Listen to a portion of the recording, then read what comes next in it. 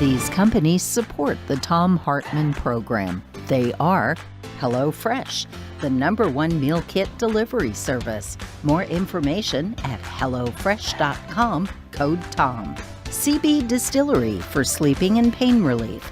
More info at cbdistillery.com, code TOM.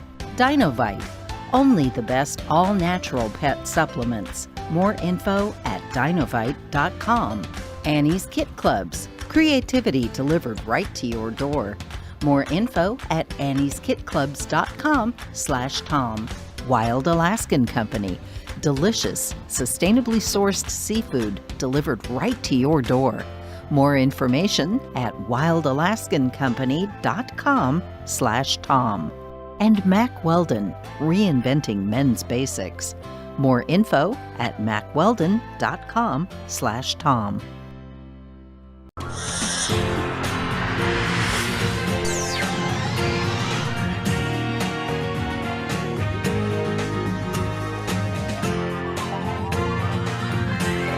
We say fight back!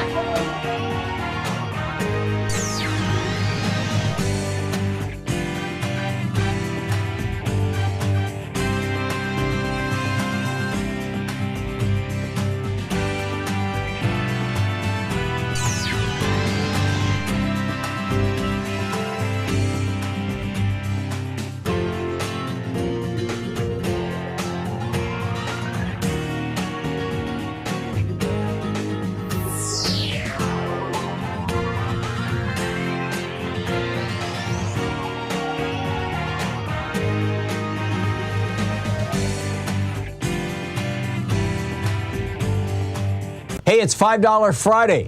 Seriously, new thing. Free Speech TV has rolled out $5 Friday. In fact, it's kind of cool. You know, the first 5 callers to call in every half hour. The clock resets every 30 minutes at the top and bottom of the hour. The first 5 callers to call in every half hour and say, yes, I want to give $5 a month. Or, yes, I want to raise my existing gift by $5 a month. The first 5 callers every half hour will receive a Free Speech TV mystery box. Now, I have to confess, I have no idea what's in this mystery box, which is probably why they call it a mystery box. But so that's the $5 Friday. We're trying to build sustaining donors. I mean, this is a real thing, right? Networks that, like Free Speech TV, or organizations that are supported by their donors, have to budget, have to plan. You know, what are we going to do 3 months from now? What are we going to do 6 months from now? What can we afford to do? How can we build this or expand that or grow this, or what decisions do we have to make about all kinds of stuff? I mean, from staffing to new programs to everything. And if every 3 or 4 times a year you just go out and say, please send us some money, and you have no idea what's coming in, it makes budgeting almost impossible. It's just, pull your hair out time for management at Free Speech TV and for the people who work there too. So by making a monthly contribution, a regular sustaining contribution, by becoming a sustaining member of Free Speech TV, you are not only making a contribution and doing so in a way that's pretty painless, but you are also helping Free Speech TV do the kind of planning that is necessary for any business, frankly, any organization, and certainly for a television network, to be able to be able to know what's coming in. So it's $5 Friday. Now is a great time, if you've never before given to Free Speech TV, or if you've only just made an occasional contribution, right now is a great time to call 877-378-8669 and make your contribution of at least $5 a month. Just say, here's my credit card number, just ding it every month for $5 or 10 or 15 or whatever, whatever you can afford, whatever you feel comfortable with, and become a member of our sustainers circle, our group of sustaining members. And also, there's a chance, if you call early enough in each half hour, that you might be one of those first 5 people who get that really cool mystery box. I'm assuming it's really cool. Like I said, I don't know what's in it, but it's going to be fascinating. There are other goodies as well that Free Speech TV is offering to people who make contributions to them. There is the, with a $20 gift, there is your choice between the Free Speech TV sticker kind of sticker, it's sticky on the back, or the clear sticker, which is, like a cling sticker, like you can put in a window kind of thing. With a $50 gift, there is the Free Speech TV tote bag, a nice canvas tote bag, good, heavy-duty, sturdy, great for groceries and shopping and, hauling stuff to the beach or whatever. That's the $50 gift. With a $75 gift, there is the Free Speech TV hat. This is a black ball cap that has the Free Speech TV logo on it. With a $75 gift, there is the Free Speech TV Thom Hartmann Tag You're It mug, exclusively available from Free Speech TV, only right here, right now, 877-378-8669. To the $75 gift, your choice, the mug or the hat. With a $100 gift, you have your choice between the Free Speech TV labeled notebook and pen or the Free Speech TV socks. Yes, we have socks. With a $120 gift, you have your choice between an autographed copy of my newest book, The Hidden History of American Healthcare, Why Sickness Bankrupts You and Makes Others Insanely Rich, or the Free Speech TV t-shirt. And by the way, the book comes with a bookplate in it that is autographed by the author. So it's an autographed copy, which, if you're going to sell it on eBay, adds $5 to the value, probably. I love to collect autographed books, and I'm really, and I love to sign people's books, so I'm happy to send these out to you. So that's a $120 gift. With the $240 gift, you have the virtual meet and greet, where we all get together on a Zoom call and hang out. With a $360 gift, there's the Thom Hartmann University gift box, which is the socks, the bumper sticker, The Hidden History of Healthcare, my book, autographed copy, my newest book, the mug and the hat. And with the $1,000 gift, there is the meet and greet here in Portland, which is on hold right now, but we are developing a queue, as they say in the UK, get in line. But bottom line, it is $5 Friday.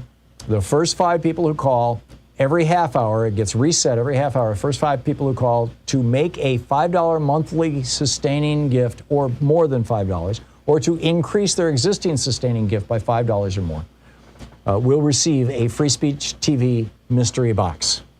So, that's kind of cool, but even more important, you get the satisfaction of knowing that you're helping support genuine, independent, progressive media.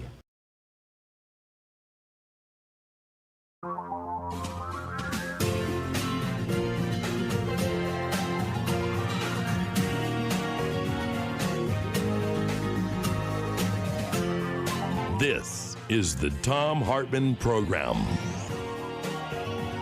Shabbat Shalom, Juma Mubarak, and the day before 9/11, so that's all over media.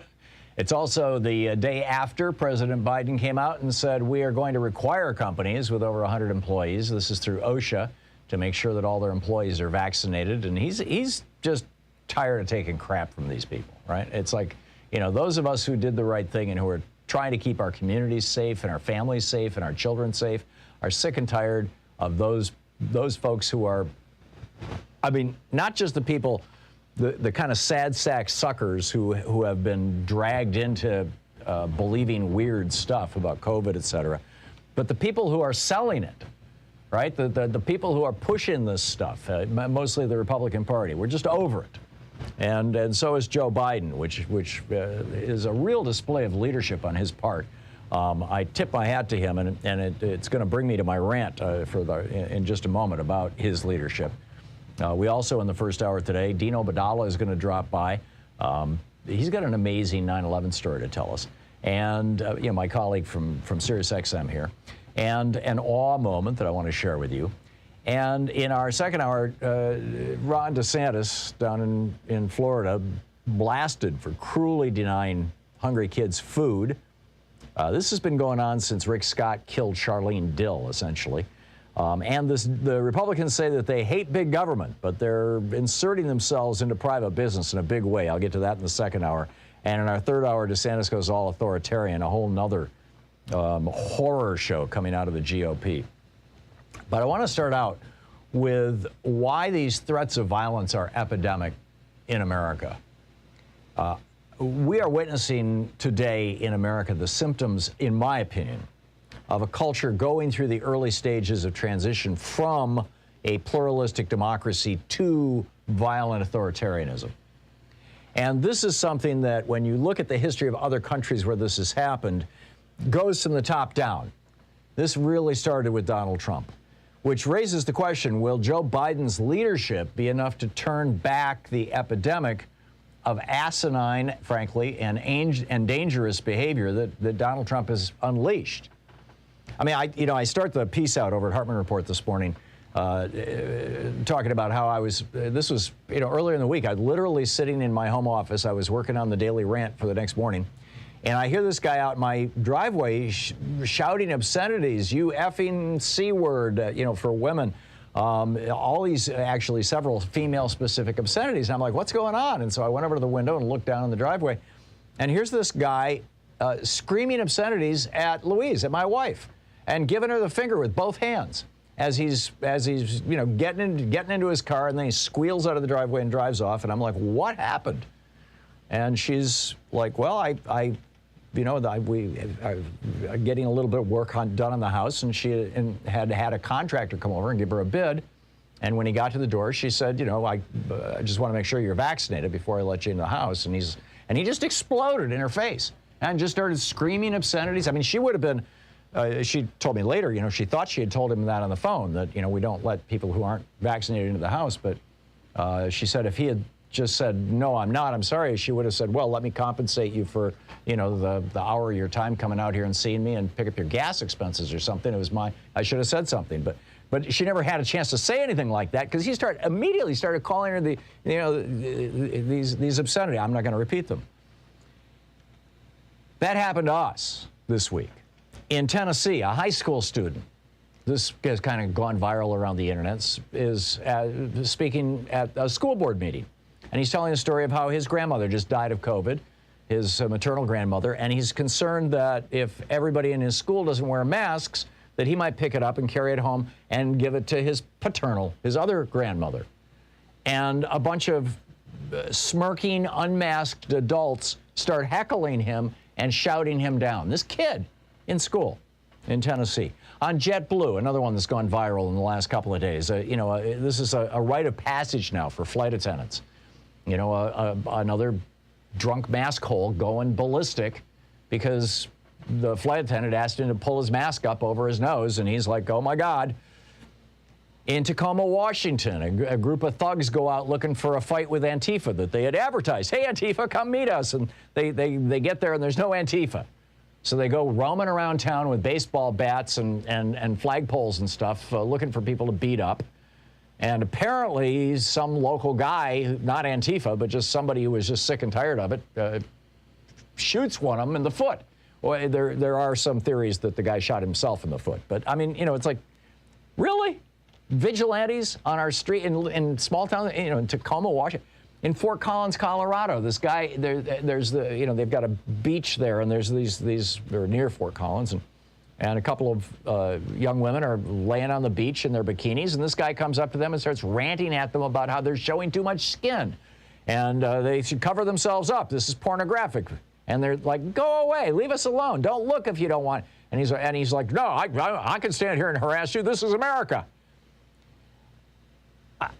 Poll workers across the country are literally getting over 100 death threats that have been confirmed, where they know who did it, they know that it happened, they know that these were real threats. So far, nobody has been arrested, which is mind-boggling. But poll workers are getting threatened, secretaries of state are getting threatened, school boards are getting death threats, and this is just the past week. So what the hell is going on here? Well, this continuous and increasing use of violence and threats of violence, which has become an epidemic, is not because people are upset about the pandemic. This goes back 4 years. This goes back to the beginning, to Trump becoming president of the United States. And this is what happens in every country that makes that transition from being a democratic and generally egalitarian and respectful culture into being one that embraces authoritarian fascism, essentially. And it always starts from the top down. It always starts from the leadership. And in this case, these people are imitating Donald Trump. Frankly, I think our best hope is that Joe Biden, with his compassionate, thoughtful, intelligent leadership style, is going to nip this in the bud and America can recover and go back to being America. But, this doesn't look good. I mean, down in Texas, you've got there's a bunch of Republicans trying to just keep going in that authoritarian, neo-fascist direction. Down in Texas, they just passed a law encouraging vigilantism against women. I mean, and you look around the world at how this happens. When Viktor Orban was rising to power in Hungary, there were mobs that were wandering around Budapest with torches going up to the homes of Roma people, the people that used to be called gypsies, and now it's kind of a slur, but so you know what I'm talking about. Threatening to burn their houses down. In the Philippines, little Donald Trump Duterte, President Duterte, has praised vigilantes. I mean, this is just a couple of weeks ago. Praised vigilantes roaming the streets with clubs and guns, looking to beat up or kill people. He named 150 judges, mayors, lawmakers, police, and military personnel. Said these people are associated with drugs. He said, please feel free to call us or the police, or do it yourself if you have a gun. You have my support. These people were all his political opponents. In Russia, they're attacking gay people, LGBTQ people, as the leadership of that country ramps up their otherizing language. And this is happening across former Soviet states, particularly where advocates for democracy or for gay rights are being beaten or killed. This is what happened when Mussolini came to power started rising to power in 1921 in Italy. He had this paramilitary, unpaid volunteer paramilitary group. They called them the Black Shirts. And they would just terrorize people. In Germany in 21, the same thing with Hitler, with his Sturmabteilung, the storm unit. Again, voluntary, unpaid civilian militias. In Brazil right now, they call them militias in Brazil. They roam the streets, killing and beating people up who are perceived to be the political enemies of Trump imitator Jair Bolsonaro. And according to reporting in The Intercept and The Guardian, they're being led by Bolsonaro's eldest son, Flavio.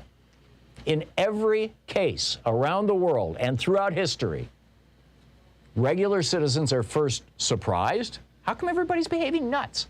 Then shocked, then intimidated, and finally, if you don't get that leadership out and get decent leadership in, finally dominated by this emerging authoritarian or neo-fascist movement.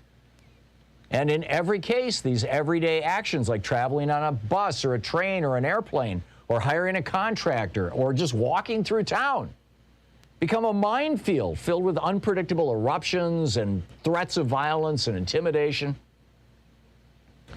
Milton Mayer, I've quoted him so many times, he wrote, they thought they were free. Went to Germany in the 1950s late 1940s, early 1950s, right after World War II. And he wrote in They Thought They Were Free, he said, if I and my countrymen ever succumbed to that concatenation of conditions, no constitution, no laws, no police, and certainly no army would be able to protect us from harm. We are witnessing today the symptoms of a culture going through the early stages of the transition from egalitarian and pluralistic democracy to violent oligarchy. And it quite literally starts with average people just randomly exploding and behaving like total asses while political demagogues promote self-styled militias, lawlessness, and vigilantism. This is how it begins. And we ignore or minimize or ridicule these people at our own peril. So just wanted to put that warning down, that marker. If you want to read the whole rant with the links to everything that I talked about, it's over at HartmannReport.com this morning. I am hopeful. Let me just put a punctuation mark on this. I am hopeful and very hopeful that Joe Biden's leadership will get us out of this mess, this wilderness. What say you? This is the Thom Hartmann Program. After the break, a moment of awe, then your phone calls, Dean Obeidallah at the bottom of the hour, and then we'll be back to your calls after that. Stick around. It's Anything Goes Friday.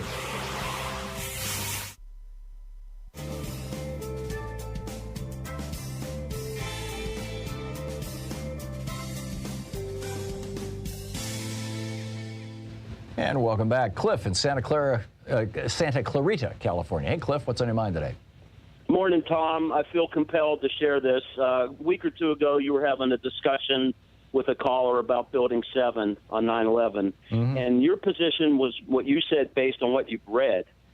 My question is, haven't you seen the video? There's a 47-story building that came down in 6.6 seconds. Just like you've seen before, other controlled demolitions. The whole building pancaked to the ground in 6.5 seconds. Larry Silverstein, I think his name's Larry, the leaseholder, was caught on tape saying we decided to pull the building.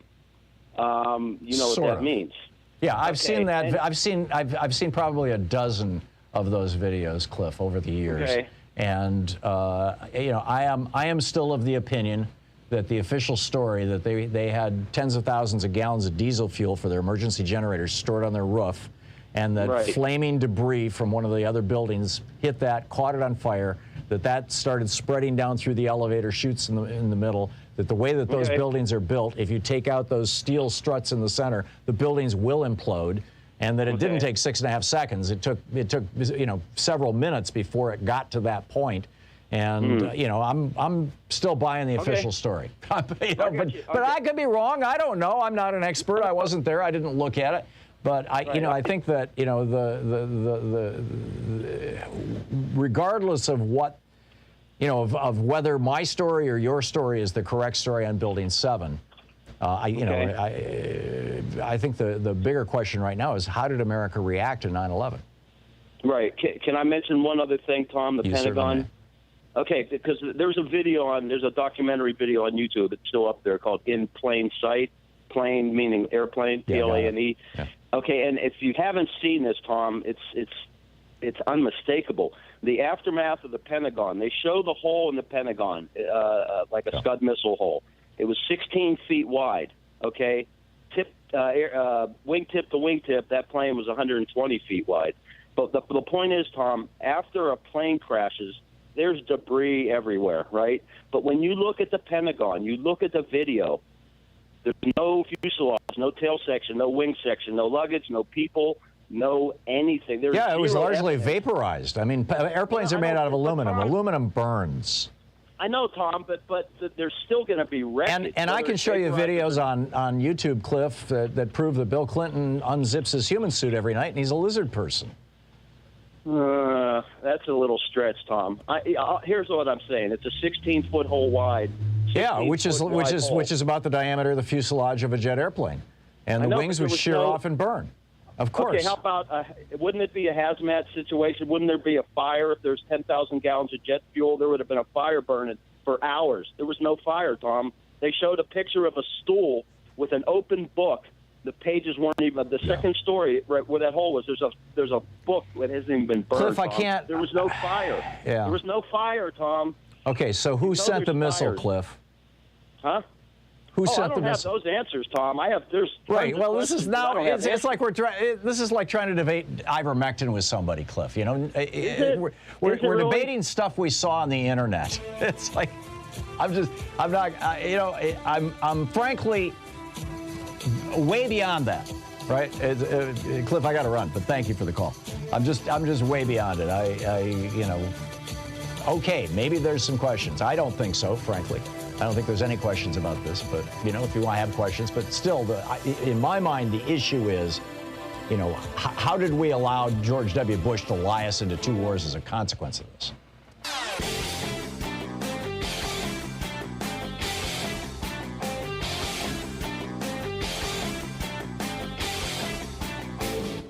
Missed my opening rant today? It's usually published over at HartmannReport.com, where you can read it and share it with your friends for free. Check it out, HartmannReport.com.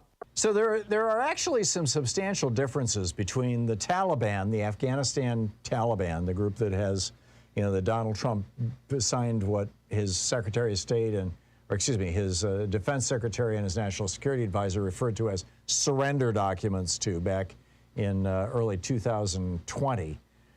There's a difference between the Taliban and ISIS, or even K-ISIS, which is how they're identifying the ISIS group that has emerged in Afghanistan. The main difference is that the Taliban's ambitions are largely confined to Afghanistan. They want to be a regional force. They were the government of Afghanistan before. They want to be the government of Afghanistan again.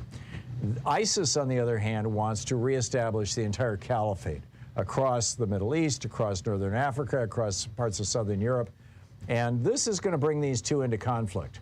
I've got a whole video about this over at thomhartmann.com for folks who support the program. Check it out.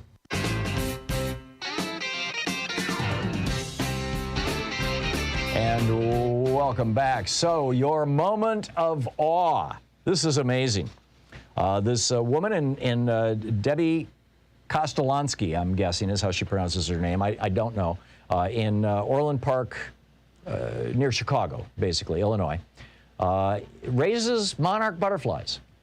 Never more than 30 at a time, because when you do too many, they become vulnerable to diseases and mites and whatnot, apparently. She's really studied this. And she's part of this little network of people. It's called the Monarch Watch Education and Research Program. And people who raise monarch butterflies, they put these little tiny tags on them, which is just like, you think about the little tags on the pigeons, this is incredible. And one of her monarch butterflies that she released showed up 2,000 miles away in the El Rosario Nature Preserve near Ocampo, Mexico. Isn't that cool? It doesn't get cooler than that. I mean, that's just amazing. Anyhow, let's pick up some of your phone calls here. Larry in Petaluma, California. Hey, Larry, thanks for listening to KBBF. What's up? Hi, I have this idea about why Trump made a deal with the Taliban. No one seemed to be able to explain it, like in terms of policy or, right or left supporting the move. So I think he must have taken a bribe of $500 million. Why that amount? Because that's what he owed to the oligarch mafia in Russia. Oh, okay. So he just said, well, yeah, just send them $500 million small bills. Larry, it wouldn't surprise me. I know, it's so incredible that, it's like, for Trump, you got to follow the deal. So yeah, I've been thinking about this for a long, ever since it happened, sort of like, well, why the hell do you do that? But it seems like how would it be investigated? If someone could look into this, I'm not the person to do that, but I thought maybe you. Yeah, well, I'm not the investigative reporter here, but my guess, Larry, is that Occam's razor. Usually the simplest explanation is the correct one, which is that he wanted to keep his campaign promise to end the war, and the easiest way to do it was to go to the bad guys and say, hey, we'll just turn this all over to you. And I put bad guys in quotes because there's no political gain in him doing that. You know what I mean? I think there was. I think he was able to say and take credit for being the guy who ended the war, although he wasn't the guy who ended the war. Joe Biden is the guy who ended the war. Just like Richard Nixon and a lot of people think the Vietnam War ended under Richard Nixon. It actually ended under Jerry Ford. It's like the subsequent president. So it's a possibility. I mean, I would say you could have to look at the Saudis putting him up to it, because that's where things are like. Now that's that sort of thing makes more sense. That some of the people that he was very close to, or the UAE or Qatar, that little merry band of countries there gave his son-in-law $1 billion. So and they don't like instability in the region, and they don't like Americans in the region, and so maybe they just went to him and said, "Hey, get the hell out of Afghanistan. It's on our borders, and in our area, and you're creating problems for us." I don't know, Larry, but whatever it was, the way he did it was totally screwed up. Larry, thanks a lot for the call. We'll be back with Dean Obeidallah. We'll have a conversation. He's got an amazing, this perspective on 9/11 is so spot on. It is so on the nose. It's going to blow your mind. And then I'll continue picking up your phone calls. So we'll be right back. Stick around. Anything Goes Friday, all day. You're listening to the Thom Hartmann Program. Call 202-808-9925. And the only guest we have today is Dean, and otherwise it's you and me. So stick around.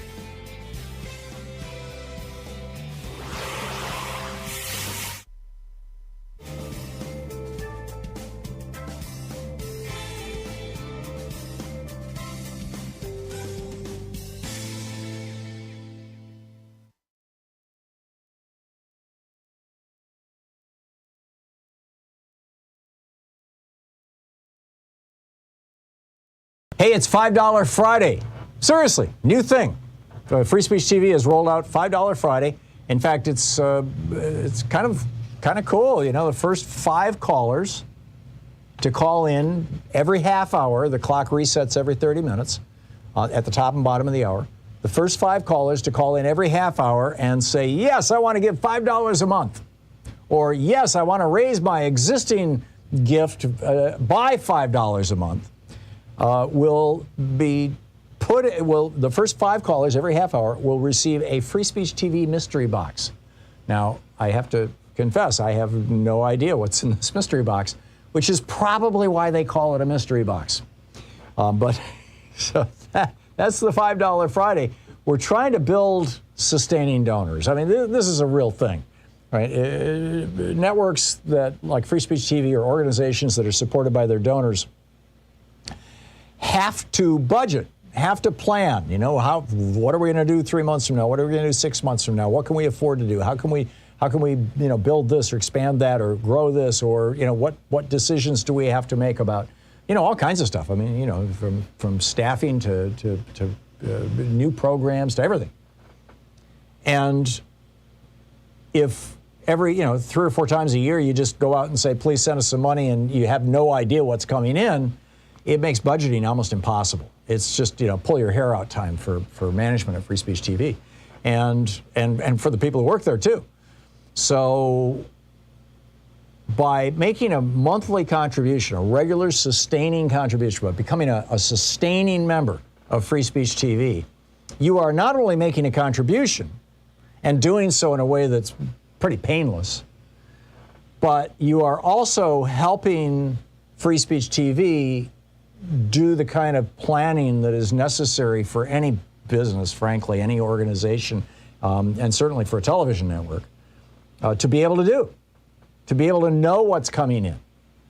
So it's $5 Friday. Now is a great time, if you've never before given to Free Speech TV, or if you've only just made an occasional contribution, right now is a great time to call 877-378-8669 and make your contribution of at least $5 a month. Just say, here's my credit card number, just ding it every month for $5 or 10 or 15 or whatever, whatever you can afford, whatever you feel comfortable with, and become a member of our sustainers circle, our group of sustaining members.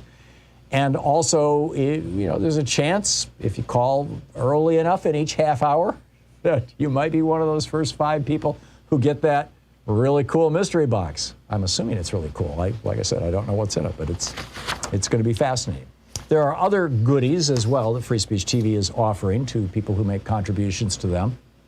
There is with a $20 gift, there is your choice between the Free Speech TV sticker kind of sticker, it's sticky on the back, or the clear sticker, which is like a cling sticker, like you can put in a window kind of thing.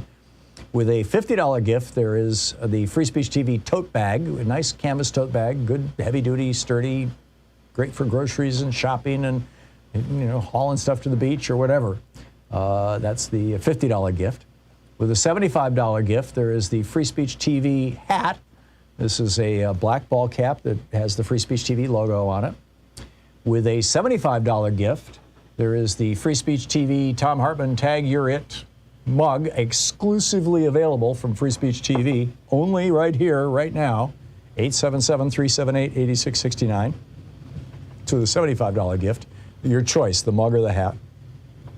With a $100 gift, you have your choice between the Free Speech TV labeled notebook and pen, or the Free Speech TV socks. Yes, we have socks.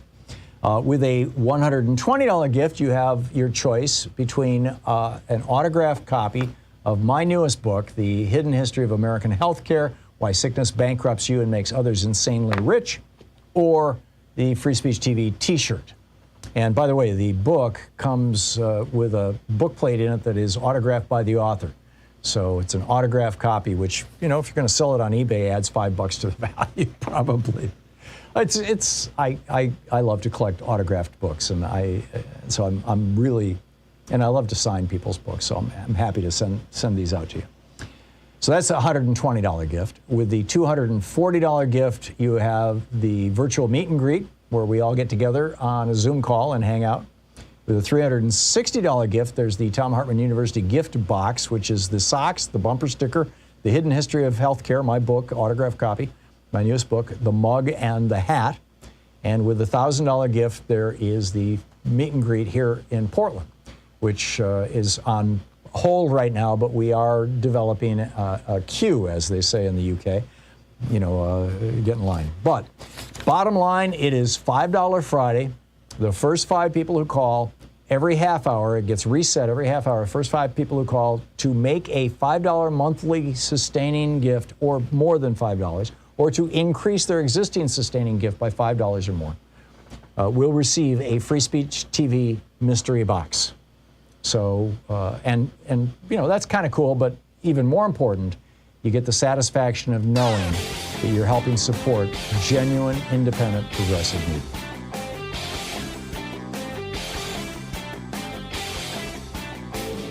Our 1-hour free podcast recaps our show, and it's available wherever fine podcasts are found. And we have the full 3-hour podcast available over at thomhartmann.com if you want to really support our program. So for this week's special video, for the supporters of our program that we put up over at thomhartmann.com, I stepped into the Wayback Machine, and it's really remarkable when you go back over what President Obama accomplished and the Democrats in the House of Representatives and in the Senate. What they accomplished between 2008 and 2010 when they controlled Congress and the White House versus everything that the Republicans blocked. I mean, the Democrats in those 2 years, they saved Chrysler, they saved General Motors, they turned 800,000 monthly job losses into job gains. They increased spending and education spending, decreased the cost of student loans, all kinds of great stuff. But then when the Republicans took over, they blocked a veterans job bill, they blocked Wall Street reform, they blocked immigration reform, they blocked political ad disclosure. And this is just a little tip of the iceberg. You can see the whole video over at thomhartmann.com.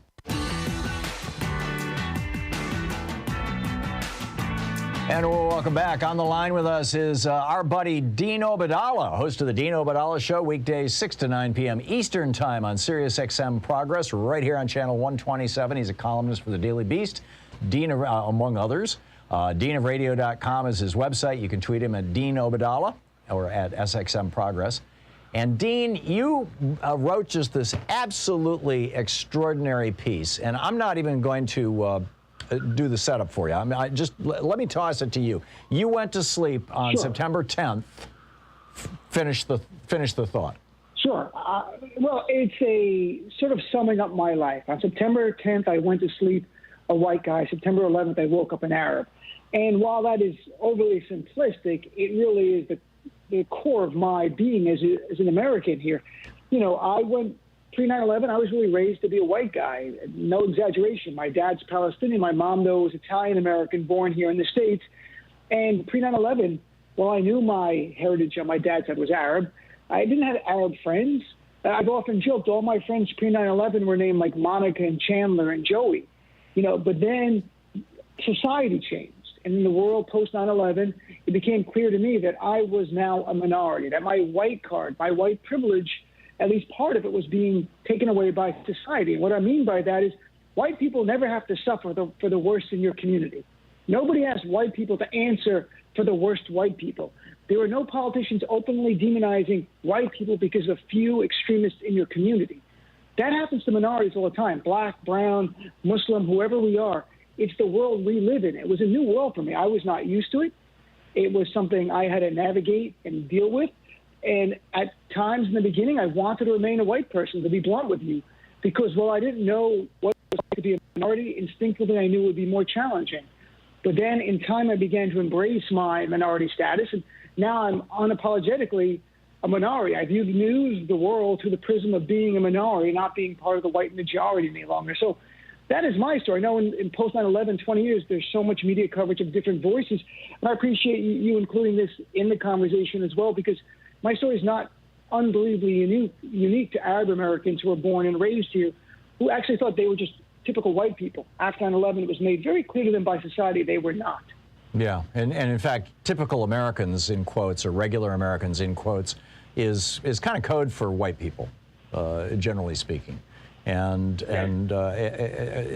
how has this experience, we're talking with Dean Obeidallah, host of the Dean Obeidallah Show here on SiriusXM, how has this experience changed your understanding of other minority groups, of gender minority groups or other racial minority groups or religious minority groups? That's a great question. And because on some level, I just want to say, you know, we hear in America that race is a social construct. And I'm the living manifestation of that. My skin color is the same as it was pre-9/11. It was the way I was treated, the way my community, more importantly, was treated. The fact that I had death threats directed at me post-9/11 because of my faith, being Muslim or my heritage, white people don't have that. The result is in the post-9/11 world, as I increasingly began to embrace my minority status, is that I feel a kinship to other minorities.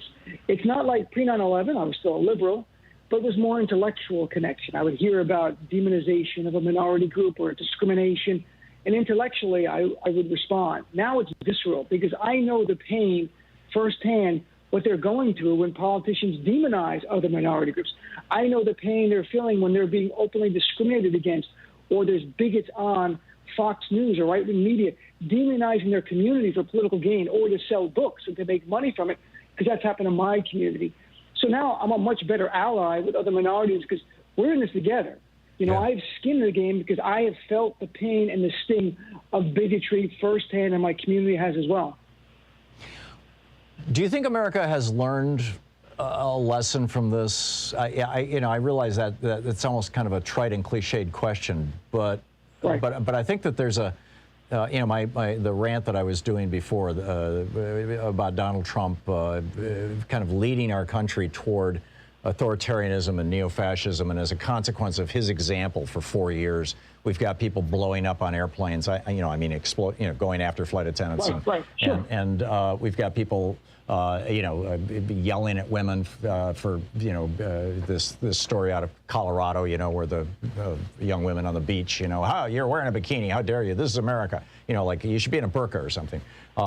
You've got vigilante groups. You've got an entire state, Texas, that just legally embraced vigilantism, or vigilantism, I guess is how you say it. Sure. And it's like it seems to me that when you look at countries, you see that, and this is true of companies, by the way. I've noticed this over the years, running companies and interacting with other companies, and it's true of families, that basically the leadership, the parent figures, the leadership of the company, the mom and dad in the family, the head of government, the head of state, that they establish the tone, whether it's Duterte killing people in the Philippines, Bolsonaro, his son apparently is running these militias where they're going around beating up and killing his political opponents and intimidating people. This is happening, around the world in countries that are flipping to authoritarianism. George W. Bush, he wasn't the worst fearmonger on this. He gave some good lip service to there are good Muslims out there and that kind of stuff. But I don't think that I don't think he did anything close to what he could have done to dial this back. But we went through this, and it was amplified and hystericalized, by the right for the better part of a decade. And now we've got it again as a consequence of Trump, only it's being largely directed toward black people and Hispanic people. And my hope is that Joe Biden, being a decent and compassionate person, maybe the perfect person at this moment, or one of them, is able to pull us back from that precipice, is able to kind of undivide America, whether it's the Muslim Christian division, or Arab white person division that you're talking about, or whether it's all these other divisions. What are your thoughts on all that? I don't think it's possible for Joe Biden to turn the clock back and what Donald Trump has unleashed. What Donald Trump has done, he didn't make his base hate Muslims or any kind of bigotry that they believe in. Donald Trump just let his base be exactly who they always wanted to be. Tom, this is who they are. They had to hide it for years and decades because society said it was no longer acceptable to say, I don't want any more Muslims in this country like Trump did. And 66% of GOP primary voters in 2016 agreed with that. He didn't make them like that. Finally, there is someone saying what I think. He didn't make them. No, I get that, Dean, but Right. they are making another generation like that. There's a huge component of evangelism here, whether it's explicit and overt or whether it's simply being in the stew, whether it's just cultural exposure to bigotry. Look, I don't know. All I can tell you is everything we're seeing is deeply alarming from the point of view. You mentioned George W. Bush. 20 years ago, about a week from now, he said, you're either with us or you're with the terrorists. 20 years later, the GOP is saying, literally, you're either with terrorist Trump or you're out of the GOP. That's how far that party has come. Yeah. It is now a party who, there have been Republicans who demonize the Muslim community in the name of fighting terrorism, who made our lives a living hell. Spike and hate crimes are mosques were attacked, terrorist plots against us. These same Republicans are now defending the January 6th terrorist attack and the terrorists by name and celebrating Donald Trump, the man who incited the act of domestic terrorism on January 6th. Donald Trump was the Osama bin Laden of January 6th. The fact that he walks free every day and spews the same lie that radicalized people to attack us on January 6th, every day he's out, is one day less our nation is safe. It's one day more we go down that path to a violence, pockets of violence, potentially more than pockets. Yeah, absolutely brilliant. Absolutely brilliant. Dean, thank you. Thank you, my friend. Thanks, Tom. Great to see you. Such a contribution. Great seeing you too, Dean. Thank you again. The Dean Obeidallah Show, right here on Sirius XM, channel 127, the Progress Channel, 6 to 9 p.m. Eastern Time, every 5 days a week. Check it out. We'll be right back. You're listening to Thom Hartmann. Visit thomhartmann.com for audio and video archives. It's Anything Goes Friday. What do you think about Biden's vaccine mandates? The Republicans are hysterical. There's anything on the table, whatever you want to talk about. We'll pick up your calls after this.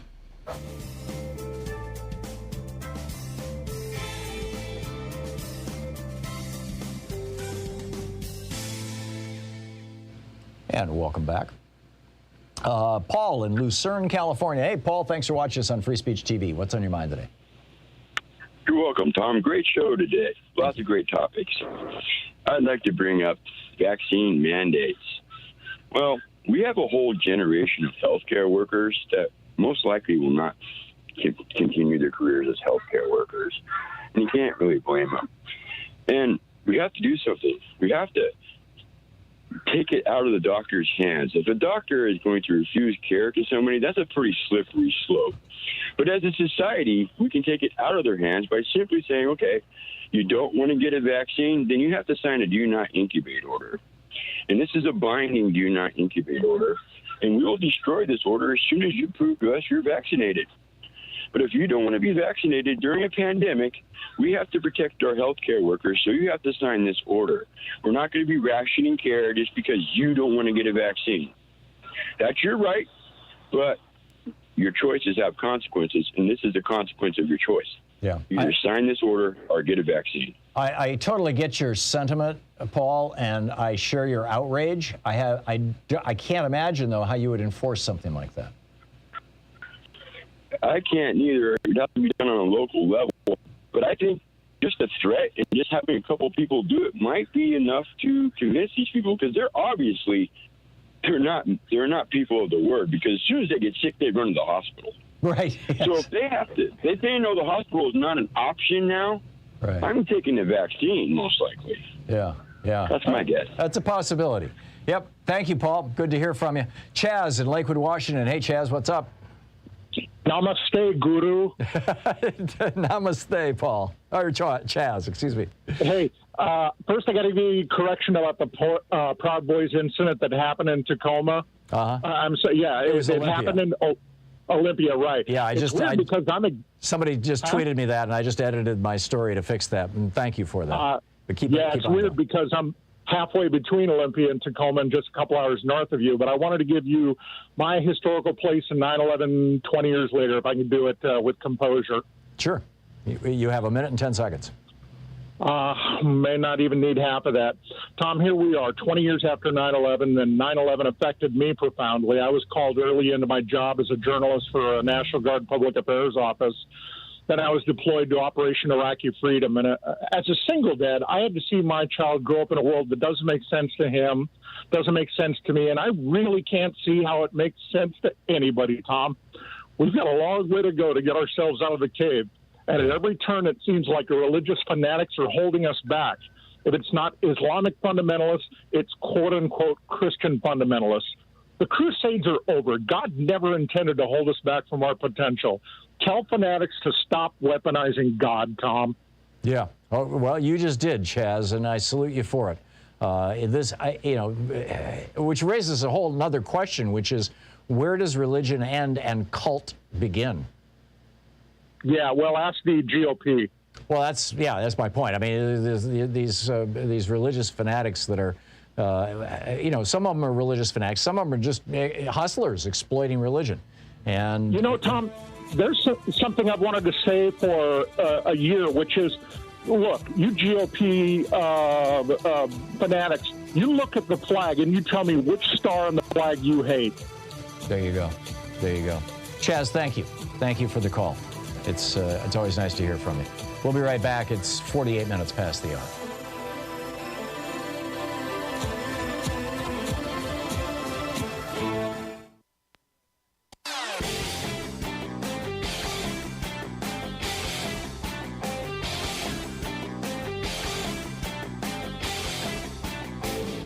Share the Thom Hartmann Program with your friends. We're available on SiriusXM, Free Speech TV, Pacifica, commercial stations nationwide, YouTube, Twitter, Facebook, on the Thom Hartmann app, and you can even tell your smart speaker to listen to the Thom Hartmann Program. You know, the media is pushing this crazy narrative that with regard to masks and vaccines and COVID and all this kind of stuff, that America is divided. Like, half of us want masks and half of us don't, or half of us want vaccines. It's just not true. 75% of Americans have received at least one dose of vaccine. 70% of Americans think that we should have mask mandates in all of our schools. Only 17%, this is from the latest Pew studies, polling, only 17% of Americans are opposed to mask mandates in schools. And what we have is this tiny fringe that is being cranked. Now we're learning from China as well as from Russia and perhaps other countries, plus the people in, a relatively small number of people, Trump followers, who think that tearing the country apart is a good thing and somehow it'll hurt Joe Biden and hurt the Democrats in the next election. It's crazy. I got a whole video rant about this over at ThomHartmann.com that you can check out. Welcome back. So the Republicans are saying this. They're hysterical. Actually, I'll save my rant about that for the next hour. Let's just get back to your phone calls because it is, after all, Anything Goes Friday. So Norma in Montgomery, Alabama. Hey, Norma. What's up? Hi, Tom. Well, I've been biting my tongue all week over the abortion issue, and I was very thankful for Garland and his speech. The way I'm looking at this bill that Texas passed is like the foundation of what they intend to do. It's like, you have minimum wage as a concrete foundation of all wages. Well, this law they're passing is going to be their concrete base for controlling what women do. If you're pregnant, you should stay home and protect your pregnancy at all cost. You should not go to school. And if you're older and you're working, you should quit work and stay home and protect your pregnancy and, raise your children. And so this is not so much as about abortion as it is the basis for future control of women. I don't know what it is wrong with white men. In the 70s and in the 60s, listening to my father, who was one of these desegregationist, we must stay segregated and stay away from all of those black people. I heard all of this as a child. And then when the Civil Rights Act was passed, it was like they had been robbed of their rights to be cruel to black people. Yeah. Here they've lost their right to shoot black men in the streets because we are protesting it. Black Lives Matter. And then they lose their right to steal the Hispanic children who have been sent here to the United States. That with Trump gone, the children are at least semi-safe. They've lost their right to take First Nation lands and put a pipe on it and pollute the water for millions of people. And so who else can they persecute but women? They've got to have their rights to persecute women because they can't persecute anybody else. and you got to put them back in the kitchen and back in the bedroom in their place. This is the same attitude I saw as a child. This is the same attitude that led to my parents' divorce. She saved our lives by getting a divorce. And then in a good Christian church, she was treated like a slut, and we never went back to church. Wow. You can take your Christianity or whatever religion you have and shove it under the bed because I don't want to hear about it.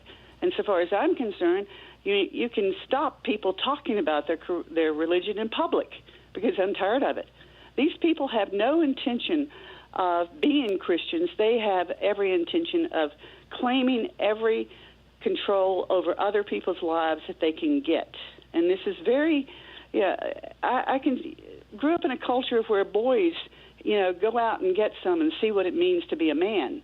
Really? What about the girl? The girl is the one who is pregnant. My niece asked me the other day, she's 13, why can a boy have a girlfriend but girls aren't supposed to? Yeah, really? We still have this attitude? Men don't own sex, Tom. They cannot own sex. Yeah. If we changed our attitude about sex, we wouldn't have as many problems. How many countries have legal prostitution so that they don't wind up with so many abortions? Yeah, that's a whole completely different can of worms, Norma. But yeah, it is. But still, this thing in Texas, I agree with you. This is all about patriarchy, and patriarchy is not anything new. I mean, women have gotten the short end of the stick forever throughout what we call recorded history. And we even have the Genesis story. All the evils of humankind are because of a woman.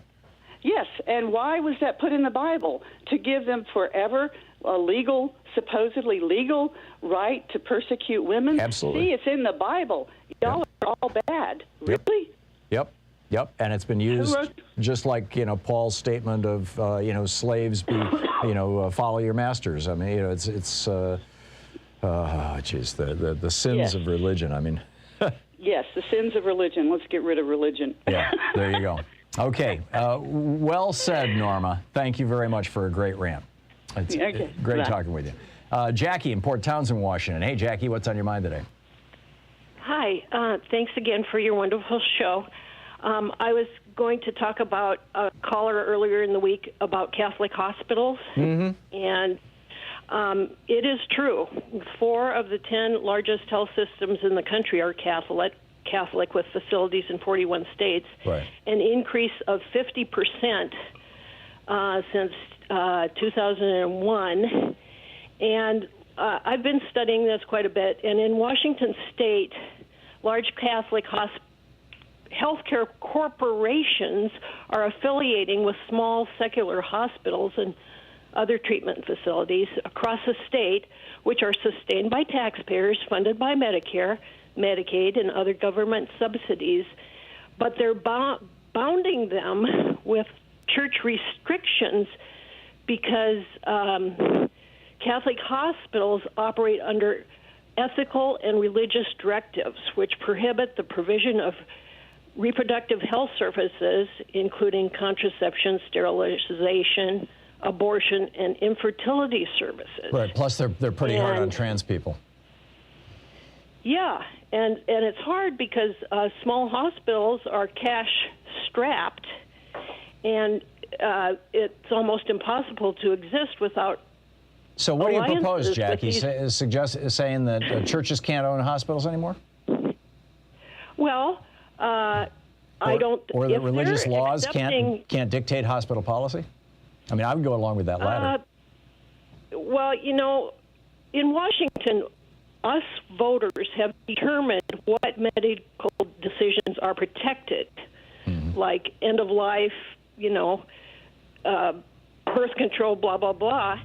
But medical decisions are being protected by this corporate control. Right. It's just. Yeah. No, I get it. It's an issue, and it's an issue that probably needs far more discussion than we're certainly having. The caller that you're referring to, it asserted that it was like 90%. I think it's about roughly a third across the United States right now, or in that neighborhood, but and apparently much larger in Washington State. Jackie, thank you. Thank you very much for the call. We'll be right back.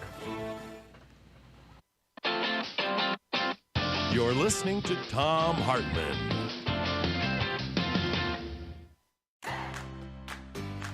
These companies support the Thom Hartmann Program. They are HelloFresh, the #1 meal kit delivery service. More information at HelloFresh.com, code TOM. CB Distillery for sleeping and pain relief. More info at cbdistillery.com, code TOM. Dinovite, only the best all-natural pet supplements. More info at dinovite.com. Annie's Kit Clubs, creativity delivered right to your door. More info at annieskitclubs.com/Tom.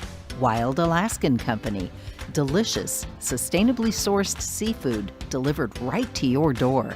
More information at wildalaskancompany.com/Tom. And Mack Weldon, reinventing men's basics. More info at mackweldon.com/Tom.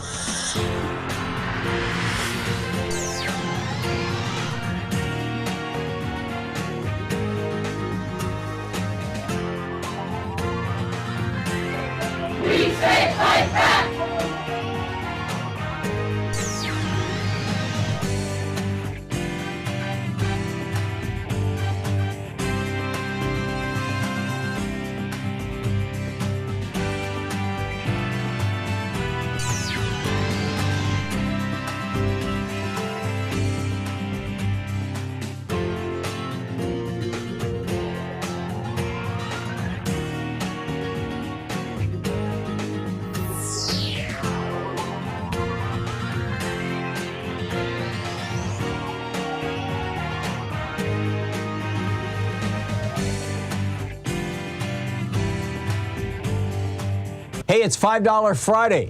Seriously, new thing. Free Speech TV has rolled out $5 Friday. In fact, it's kind of cool. You know, the first 5 callers to call in every half hour. The clock resets every 30 minutes at the top and bottom of the hour. The first 5 callers to call in every half hour and say, yes, I want to give $5 a month. Or, yes, I want to raise my existing gift by $5 a month. The first 5 callers every half hour will receive a Free Speech TV mystery box. Now, I have to confess, I have no idea what's in this mystery box, which is probably why they call it a mystery box. But so that's the $5 Friday. We're trying to build sustaining donors. I mean, this is a real thing, right? Networks that, like Free Speech TV, or organizations that are supported by their donors, have to budget, have to plan. You know, what are we going to do 3 months from now? What are we going to do 6 months from now? What can we afford to do? How can we build this or expand that or grow this, or what decisions do we have to make about all kinds of stuff? I mean, from staffing to new programs to everything. And if every 3 or 4 times a year you just go out and say, please send us some money, and you have no idea what's coming in, it makes budgeting almost impossible. It's just, pull your hair out time for management at Free Speech TV and for the people who work there too. So by making a monthly contribution, a regular sustaining contribution, by becoming a sustaining member of Free Speech TV, you are not only making a contribution and doing so in a way that's pretty painless, but you are also helping Free Speech TV do the kind of planning that is necessary for any business, frankly, any organization, and certainly for a television network, to be able to be able to know what's coming in. So it's $5 Friday. Now is a great time. If you've never before given to Free Speech TV, or if you've only just made an occasional contribution, right now is a great time to call 877-378-8669 and make your contribution of at least $5 a month. Just say, here's my credit card number. Just ding it every month for $5 or 10 or 15 or whatever, whatever you can afford, whatever you feel comfortable with, and become a member of our sustainers circle, our group of sustaining members. And also, there's a chance if you call early enough in each half hour that you might be one of those first 5 people who get that really cool mystery box. I'm assuming it's really cool. Like I said, I don't know what's in it, but it's going to be fascinating. There are other goodies as well that Free Speech TV is offering to people who make contributions to them. There is the, with a $20 gift, there is your choice between the Free Speech TV sticker kind of sticker, it's sticky on the back, or the clear sticker, which is, you know, like a cling sticker, like you can put in a window kind of thing. With a $50 gift, there is the Free Speech TV tote bag, a nice canvas tote bag, good, heavy-duty, sturdy, great for groceries and shopping and, you know, hauling stuff to the beach or whatever. That's the $50 gift. With a $75 gift, there is the Free Speech TV hat. This is a black ball cap that has the Free Speech TV logo on it. With a $75 gift, there is the Free Speech TV Thom Hartmann Tag You're It mug, exclusively available from Free Speech TV, only right here, right now, 877-378-8669. To the $75 gift, your choice, the mug or the hat. With a $100 gift, you have your choice between the Free Speech TV labeled notebook and pen or the Free Speech TV socks. Yes, we have socks.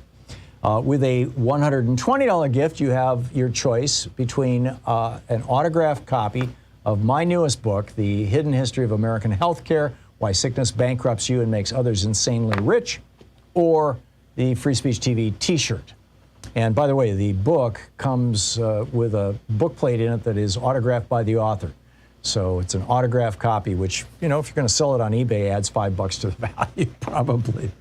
I love to collect autographed books, and I'm really, and I love to sign people's books, so I'm happy to send these out to you. So that's a $120 gift. With the $240 gift, you have the virtual meet and greet, where we all get together on a Zoom call and hang out. With a $360 gift, there's the Thom Hartmann University gift box, which is the socks, the bumper sticker, The Hidden History of Healthcare, my book, autographed copy, my newest book, the mug and the hat. And with the $1,000 gift, there is the meet and greet here in Portland, which is on hold right now, but we are developing a queue, as they say in the UK. You know, get in line. But bottom line, it is $5 Friday. The first 5 people who call every half hour, it gets reset every half hour. First 5 people who call to make a $5 monthly sustaining gift, or more than $5, or to increase their existing sustaining gift by $5 or more, will receive a Free Speech TV mystery box. So, and you know, that's kind of cool, but even more important, you get the satisfaction of knowing that you're helping support genuine, independent, progressive media.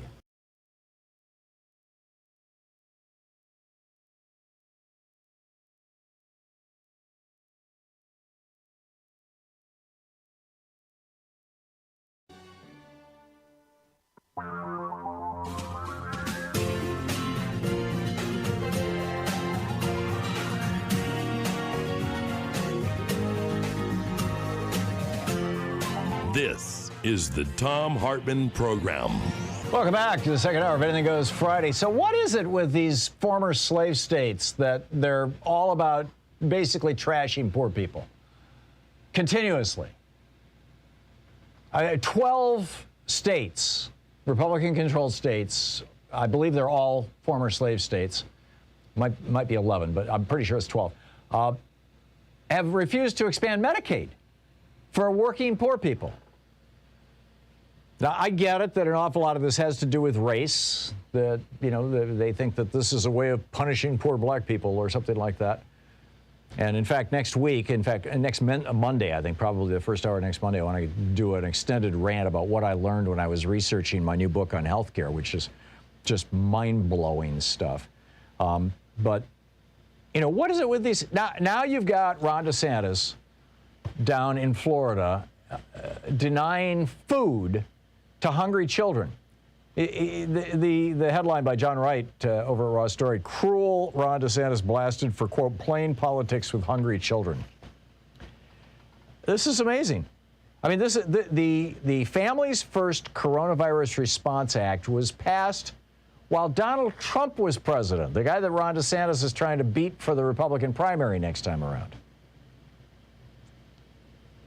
This was Trump's thing, and it allocated money, in this case, in the case of Florida, $820 million for this year. I mean, it allocated it for every year, but this year it would have been $820 million in aid to families with children, low-income families with children, that they could spend at local grocery stores and food markets, supermarkets. And DeSantis is blocking the money. See, Florida's the only state that's not taking this money. I mean, you've got 11 other states that are refusing to take Medicaid money, and it's the same thing. I mean, this happened when Rick Scott was the governor. Rick Scott, remember the guy who ran the hospital chain and was his company, when he was president, was convicted of the largest Medicare fraud in the history of the United States. And he took the money from that company and made himself governor of Florida. Now he's the senator from Florida. And he refused, and this was during the Obamacare passage and the expansion of Medicaid, and he refused to take that Medicaid money. And we talked on this program at some length about Charlene Dill, this young woman, a mother of 3 children, 3 young children, 3 to 8, 3, 6, and 8 or something like that, and a single mother. And she had this heart medication that she had to take because she had a congenital heart condition. She was in her early 30s, as I recall, 32, 33. She was working 3 jobs, but she didn't make enough money to qualify for Obamacare. The threshold in Florida at that time, I think, was around $13,000 or $14,000, and she was making less than that in aggregate. And so she was working these 3 jobs. Her 3rd job was cleaning houses. And she was out in the early evening cleaning somebody's house, and she fell over dead. And it turned out she'd been cutting her pills in half because she couldn't afford them. An entirely preventable death. And I've been saying for years, I've written multiple op-eds about it. In fact, there's a chapter about this in my book on healthcare. Rick Scott killed Charlene Dill, essentially, among others. In fact, according to a study that was published in The Lancet, the British medical journal, just the failure to insure for healthcare Americans has led to more American deaths than all the Americans who died in World War II. And here's DeSantis saying, hungry kids, screw them. How does this work? How does starving people, denying them health care, how does that win you votes? I get it that the billionaires and the really, really rich people who've got the big mansions in Florida, they love this stuff. They eat it up, and they love it because this is tax dollars. And they know that the more benefits that go to average working people or poor people or, fill in the blanks, anybody who's not rich, the more their taxes are going to go up. So they're opposed to that. But that's like what? 5% of your voters? People who make over 200 grand a year, 300 grand a year, 400 grand a year? Maybe 1% of your voters even? How does that win you it's just breathtaking. And then on top of that, you've got the Republican Party, which has basically become the party of, it's like a death cult, the party of COVID death. I mean, these headlines, just check out these headlines. This is from the Writing Newsletter today. The New York Post, the headline this morning. Biden's incoherent, fear-mongering COVID vaccine speech. You got a couple of states now who are saying, we're going to sue. You can't require companies to require their employees to be vaccinated. Well, yes, you can. And they said, we're going to sue. And Biden, it's so funny. He says, have at it. Good luck. Come on. Bring it on, guys. But anyhow, the New York Post, this is owned by Rupert Murdoch, of course, who also owns Fox News. Biden's incoherent, fear-mongering COVID vaccine speech. The American Thinker magazine. Biden gave the most insulting and divisive presidential speech in U.S. history. Right. Donald Trump much? PJ Media. Biden takes his COVID tyranny to a disturbing new level. Washington Examiner. Biden's vaccine mandate is a legal mess and a logistical disaster. The Lid. GOP governors take aim at angry Biden's unconstitutional vaccine mandate. American Greatness. Biden's rush to bring disease and extremism to America. What? Information liberation. Biden regime orders all employers with over 100 workers to mandate CV shots or tests. That's not quite the regime, yeah. Town hall. Hold Biden accountable before it's too late. And a bunch of these, these right-wing sites and these right-wingers are going, no, America has, so many vaccinations, and we don't need more, and other countries don't mandate vaccines, and other countries don't. Yes, other countries do. In the United States right now, this is these are numbers from the share of people vaccinated against COVID-19 as of September 9th, which is yesterday. And the source, this is the data collated by Our World in Data. The United States, our percentage of fully vaccinated people right now is 62% of the population. Now, that includes children, right? Because usually when they say it's 70% or 75%, they'd say of eligible people, which means people over 12. But total population, 62% in the United States. What is it in Japan? 65%. Italy, 71%. France, 72%. Canada, 73%. By the way, did you see Justin Trudeau yesterday? This is another viral thing going around where some right-wing media person, he had a news conference and they were like, why are you trying to block us out of the news conference? You don't, and he's like, because you're not a real news organization. I'm sick and tired of you guys spreading lies and misinformation. I'm going to call you out. I'm paraphrasing wildly, but if you see that video, if it goes flying by your social media feed, listen to it. It's really worth the time. It's about 2 minutes long, so a little long for me to play here. Ireland, 74%. Chile, 75%. China, 75%. Denmark, 76%. Uruguay, 78%. Singapore, 78%. Spain, 78%. Qatar, 79%. Portugal, 86%. The United Arab Emirates, 89%. That's of all citizens, which must mean that they're vaccinating kids in some of those countries. And yet, we've got this death cult in the United States called the GOP that thinks that somehow the way to victory in 2022 and 2024 is to kill as many people as possible, to crash the economy, and blame it all on the Democrats. I don't think it's going to stick. I don't think people are going to blame this on the Democrats. I really don't. Anyhow, back with your calls after this. It's Anything Goes Friday. You and me for the next 2 hours. This is the Thom Hartmann Program. Helping you win the water cooler wars. I'll be right back.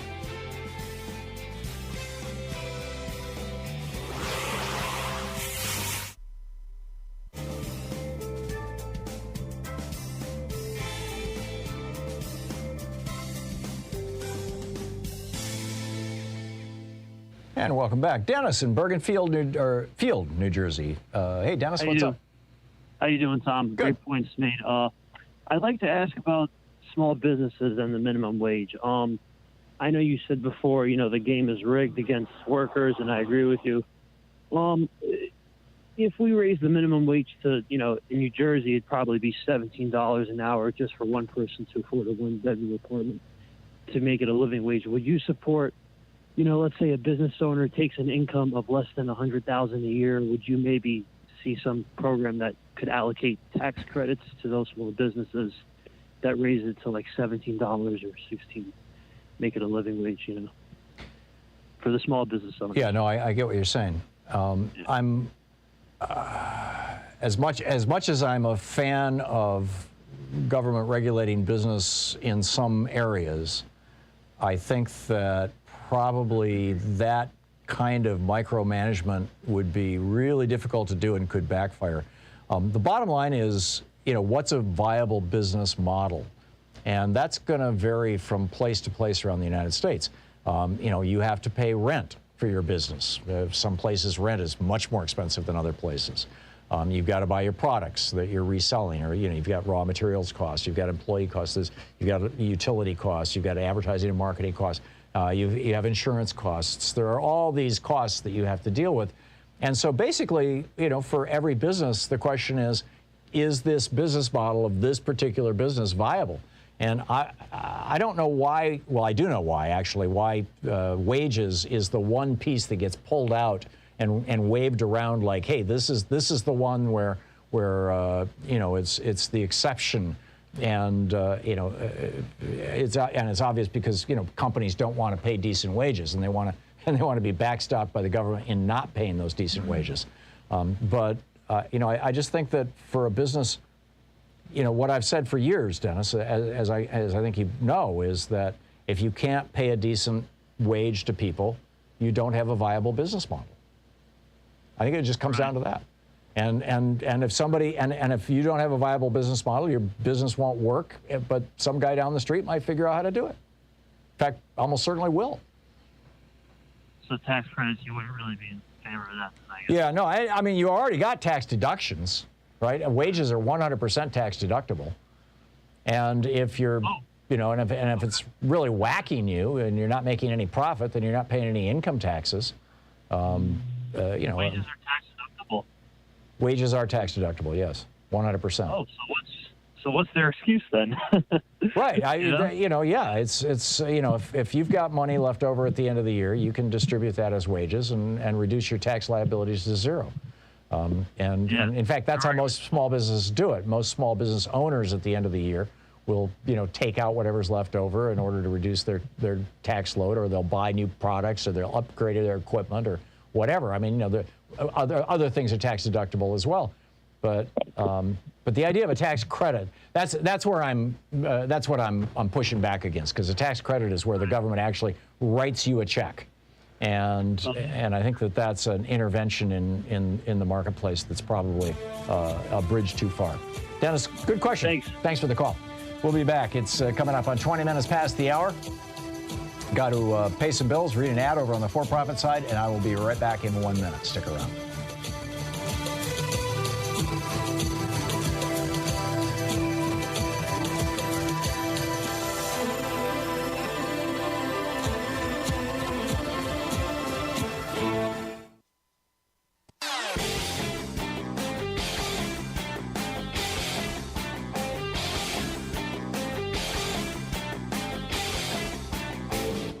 Hey, thanks so much for sharing our program and for reaching out to our stations and sponsors and letting them know that you're listening. It really means a lot to us. So we've got a new video up about the Senate Leadership Fund and the Congressional Leadership Fund, the SLF and the CLF. You know, nice, innocent sounding names, right? Leadership funds and Senate and Congress, but they're Republican super PACs that are taking millions and millions of dollars from fossil fuel and other dirty industries and from right-wing billionaires, and recycling that money directly into the campaigns. In fact, in several cases, actually running on-the-ground get-out-the-vote efforts for Republican members of Congress, running the entire television operation for some of these members of Congress. Lauren Boebert received over $900,000 from the Congressional Leadership Fund so that she could take the 3rd District of Colorado. It's an amazing story. They spent $437 million just in the last election. This is poisoning this money, poisoning our democracy. It's all over at ThomHartmann.com.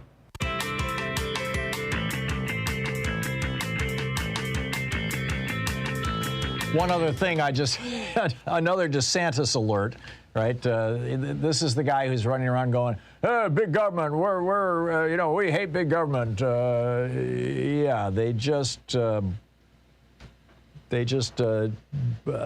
passed, well, actually it just got blocked by a federal court, this anti-riot law that Ron DeSantis passed, which this is U.S. District Judge Mark Walker, who is no, you know, screaming liberal whatever. He's just you know, your regular, he's the chief U.S. District Judge for that region. I believe that's the 4th that Florida's part of. Anyhow, he said, this is what the judge said about this law that DeSantis has passed that would basically make it really easy to go after Black Lives Matter protests. I mean, that's why they wrote the law, right? The judge says its vagueness permits those in power to weaponize its enforcement against any group who wishes to express any message that the government disapproves of. While there may be some Floridians who welcome the chilling effect that this law has, depending on who is in power, next time it could be their ox who's being gored. And that's the thing that these Republicans seem to forget, is that, you know, you want to go all authoritarian like this, you're not going to be in power forever.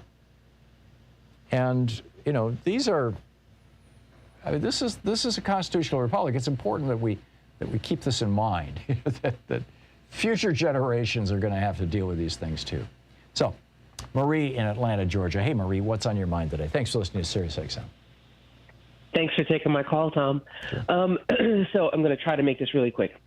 My undergraduate study and my major was rhetoric and communication, theories of persuasive discourse. As part of my degree, I took a course in which we had to study the speeches of Adolf Hitler. Whoa. And in that, yeah, exactly. And in the course of that study, two things happened. The first of which is that it solved a question for me that when I first learned about Nazi Germany and the Holocaust, I couldn't understand how an allegedly primarily Christian country that believed in the Ten Commandments, at the very least, could violate the Sixth Commandment, thou shalt not kill. The second thing that it did was to teach me about the rhetoric of victimization. And the rhetoric of victimization works like this. You establish a group of people known as us, right? And you define who us is in various ways. You can be very direct and say it's white males, or you can say it's a much more coded way of speaking. So you might say, you know, regular Americans, right? So we hear that kind of language here. And you ascribe every good thing to the group known as us. We love our country. We love our children. We care for our children. We protect rights. We protect the vulnerable. We say all of those things. And then you have a group that you define as them. And you can define them, again, in very direct ways. And in Hitler's way, it was much more direct. As he was talking about Jews and homosexuals and the gypsies and several others. The communists. The communists, that's right. And you ascribe every bad thing to the group known as them, right? And then you throw in some junk science.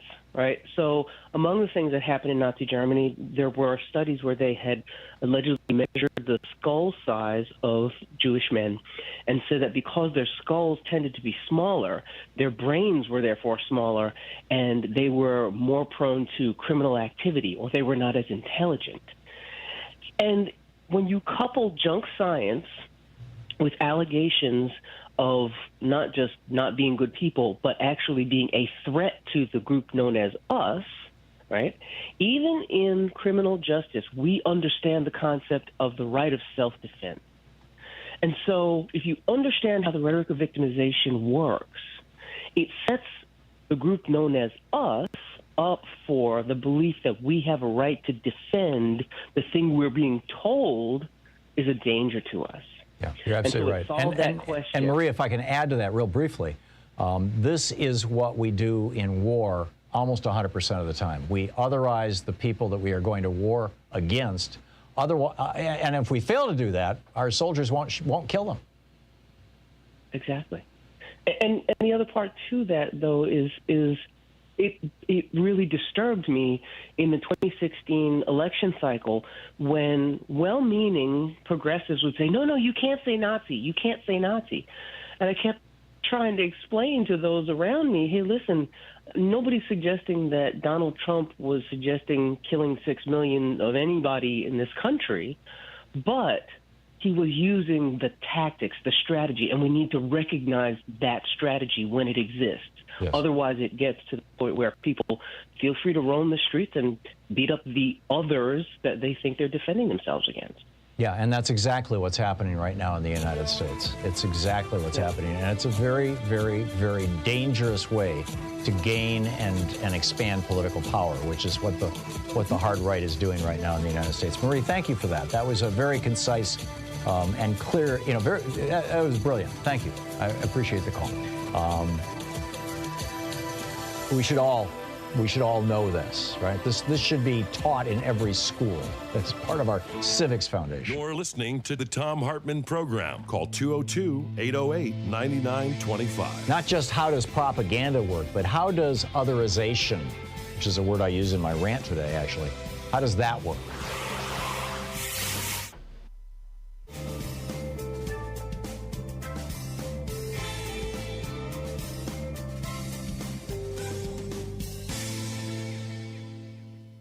Hey, it's $5 Friday. Seriously, new thing. Free Speech TV has rolled out $5 Friday. In fact, it's kind of cool. You know, the first 5 callers to call in every half hour. The clock resets every 30 minutes at the top and bottom of the hour. The first 5 callers to call in every half hour and say, yes, I want to give $5 a month. Or, yes, I want to raise my existing gift by $5 a month. The first 5 callers every half hour will receive a Free Speech TV mystery box. Now, I have to confess, I have no idea what's in this mystery box, which is probably why they call it a mystery box. But so that's the $5 Friday.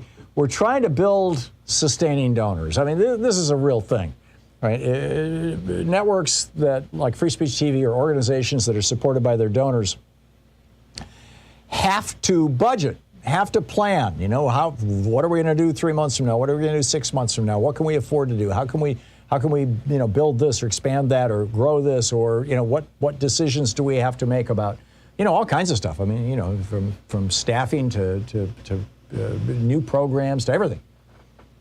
And if every 3 or 4 times a year you just go out and say, please send us some money, and you have no idea what's coming in, it makes budgeting almost impossible. It's just, pull your hair out time for management at Free Speech TV and for the people who work there too. So by making a monthly contribution, a regular sustaining contribution, by becoming a sustaining member of Free Speech TV, you are not only making a contribution and doing so in a way that's pretty painless, but you are also helping Free Speech TV do the kind of planning that is necessary for any business, frankly, any organization, and certainly for a television network, to be able to know what's coming in. So it's $5 Friday. Now is a great time. If you've never before given to Free Speech TV, or if you've only just made an occasional contribution, right now is a great time to call 877-378-8669 and make your contribution of at least $5 a month. Just say, here's my credit card number. Just ding it every month for $5 or 10 or 15 or whatever, whatever you can afford, whatever you feel comfortable with, and become a member of our sustainers circle, our group of sustaining members. And also, there's a chance if you call early enough in each half hour that you might be one of those first 5 people who get that really cool mystery box. I'm assuming it's really cool. Like I said, I don't know what's in it, but it's going to be fascinating. There are other goodies as well that Free Speech TV is offering to people who make contributions to them. There is with a $20 gift, there is your choice between the Free Speech TV sticker kind of sticker, it's sticky on the back, or the clear sticker, which is like a cling sticker, like you can put in a window kind of thing. With a $50 gift, there is the Free Speech TV tote bag, a nice canvas tote bag, good, heavy-duty, sturdy, great for groceries and shopping and hauling stuff to the beach or whatever. That's the $50 gift. With a $75 gift, there is the Free Speech TV hat. This is a black ball cap that has the Free Speech TV logo on it. With a $75 gift, there is the Free Speech TV Thom Hartmann Tag You're It mug, exclusively available from Free Speech TV, only right here, right now, 877-378-8669. To the $75 gift, your choice, the mug or the hat. With a $100 gift, you have your choice between the Free Speech TV labeled notebook and pen, or the Free Speech TV socks. Yes, we have socks. With a $120 gift, you have your choice between an autographed copy of my newest book, The Hidden History of American Healthcare, Why Sickness Bankrupts You and Makes Others Insanely Rich, or the Free Speech TV t-shirt. And by the way, the book comes with a book plate in it that is autographed by the author. So it's an autographed copy, which, if you're going to sell it on eBay, adds $5 to the value, probably. I love to collect autographed books, and I'm really, and I love to sign people's books, so I'm happy to send these out to you. So that's a $120 gift. With the $240 gift, you have the virtual meet and greet, where we all get together on a Zoom call and hang out. With a $360 gift, there's the Thom Hartmann University gift box, which is the socks, the bumper sticker, the hidden history of healthcare, my book, autographed copy, my newest book, the mug and the hat. And with the $1,000 gift, there is the meet and greet here in Portland, which is on hold right now, but we are developing a queue, as they say in the UK, get in line. But bottom line, it is $5 Friday. The first 5 people who call every half hour, it gets reset every half hour, first 5 people who call to make a $5 monthly sustaining gift, or more than $5, or to increase their existing sustaining gift by $5 or more, will receive a Free Speech TV mystery box. So, and that's kind of cool, but even more important, you get the satisfaction of knowing that you're helping support genuine, independent, progressive media.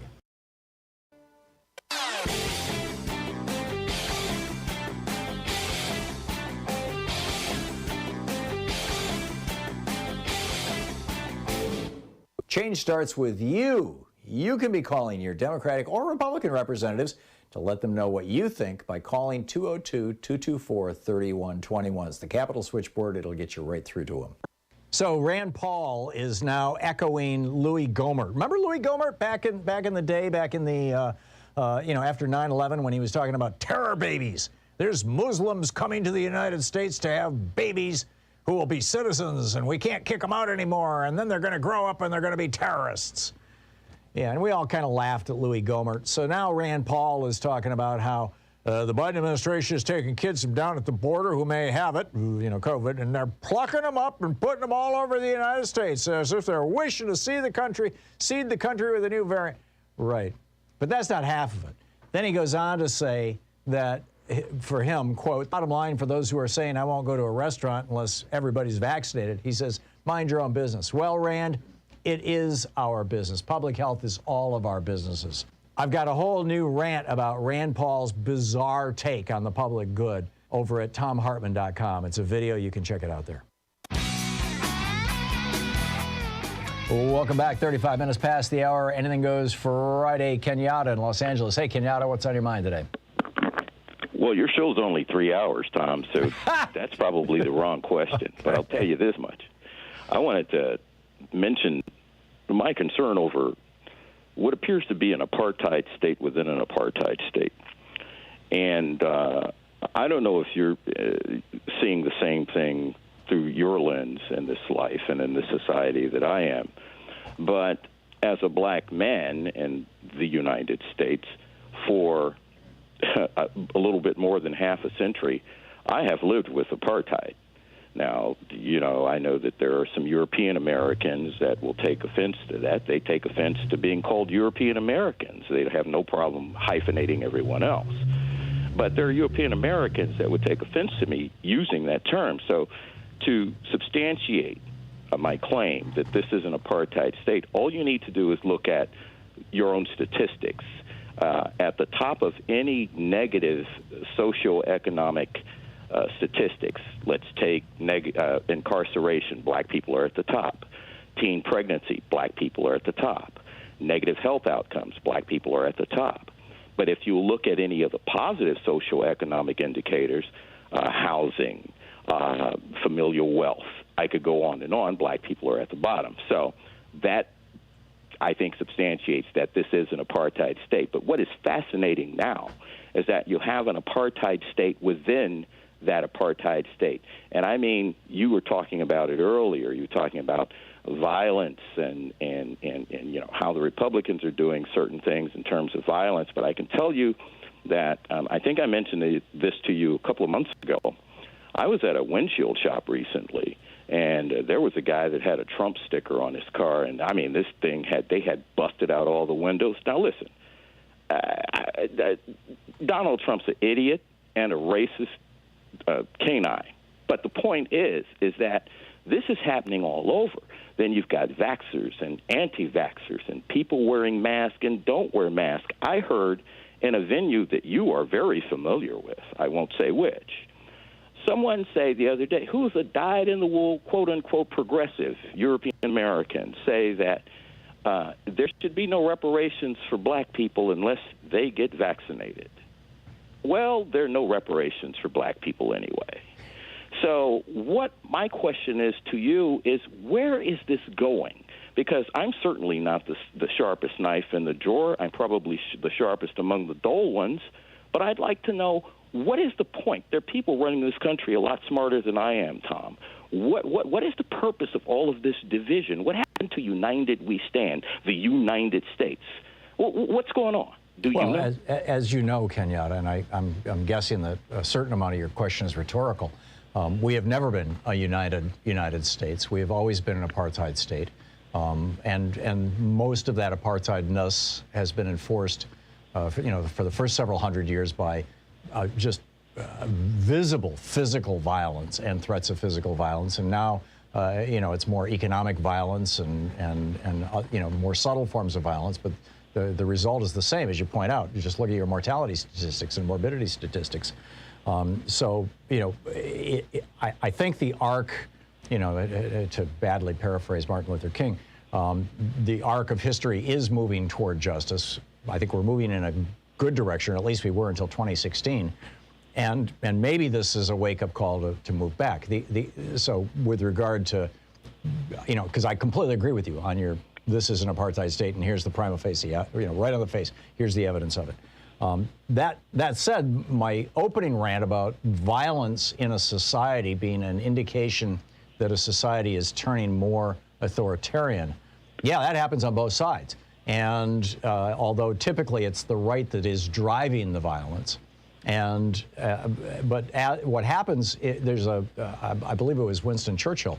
No, it was Frank Rizzo, the old mayor of Philadelphia. Oh my God! Who said he said a liberal is a conservative who's never been mugged, and that's hilarious. Yeah, well, I mean, you know this. I mean, when people have become victims of crime, they tend to shift a little to the right, as it were. And when society feels victimized by crime, society gets a whole lot more brutal.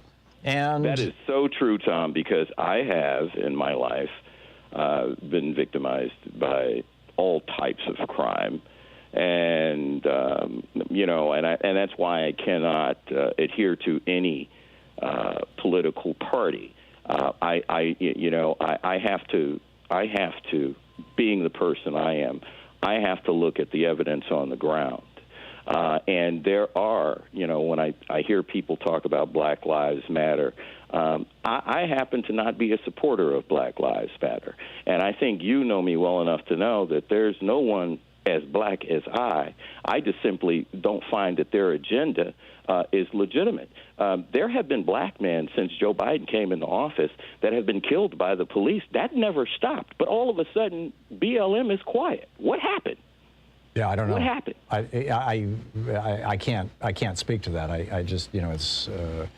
But no, I understand. To the point of society becoming more brutal, and I think that is the thing that is concerning me, and I think it's the thing that, at least peripherally, but I suspect directly you're speaking of, all of this societal violence that seems to be the result, over the short term anyway, of Donald Trump, with his racist and violent rhetoric. In many ways, he ripped the scab off, Tom. Yeah, I was just going to say, in many ways, we're just revisiting what America was like for black people in the 1920s, or in the 1940s, or particularly after Brown, with that kind of thing. But where do we go with this? Well, I am hopeful that we can pull back from the edge, because I think we are on the edge right now, Kenyatta. I really do. Something. It's funny because, as you know, there are all of these, memorials in the mainstream media with 9/11 20th anniversary. Yeah. And I got to tell you something. And you spoke on it yesterday on your program about how when Americans have come together, and mainly all of your examples were war. Not to say they were inaccurate; they were quite accurate. Sure. And here's the sad part about it. I think it's going to take something very, very terrible for people to wake up. They're not as woke as they think they are. I think that something very, very terrible is here. Part of it is the pandemic. Part of it is the rise of Trumpism, of neo-fascism in America, the explicit, open, accepted rise of it in large, and the takeover of a major political party. I think this is a crisis that is historic. But Tom, there will be blood. What has the United States ever accomplished, domestically or internationally, without bloodshed? Tell me, please. Well, we passed Medicare without bloodshed. We passed Social Security without bloodshed. We got the country out of the Great Depression without bloodshed. You could argue that World War II helped get us out of the Great Depression, but that came 8 years. But we down haven't. the road. But we're still dealing with the abortion issue, and there was a lot of bloodshed there. We're still this half a century later. Yeah, we resort to violence, but that's true all over the world, Kenya. I think at a certain level, that's the human condition. Is that as the caller before was talking about, if you can create an other, if you can create an us and a them, then your justification for trashing the them is self-defense, which is something even children understand. And, I agree. And is wired into us. And so, I think the best way that we get past this, and frankly, I think that the Democratic Party is, to some extent, doing a pretty good job with this in the Biden administration, is by trying to pull us together, to emphasize the we in We the People, the us in all of us together. And of course, the Republican Party is trying to do the exact opposite. They're trying to tear us apart. Well, I wish us luck, Tom. Yeah, and that will be our thought for this 9/11 weekend. Kenyatta, thank you. It's always nice to hear from you. Bye-bye. Yeah, good talking with you. We'll be back. It's 44 and a half minutes past the hour, back with more of your calls on Anything Goes Friday here on the Thom Hartmann Program. Stick around. This is the place where despair is not an option. I'm actually, I keep pointing out things that I think are problematic and troublesome, but I'm actually very optimistic right now. You're listening to Thom Hartmann. Visit ThomHartmann.com for audio and video archives. We're getting a pandemic under control. We're dealing, honestly, I think in many ways, with racial and religious bigotry. I'm an optimist.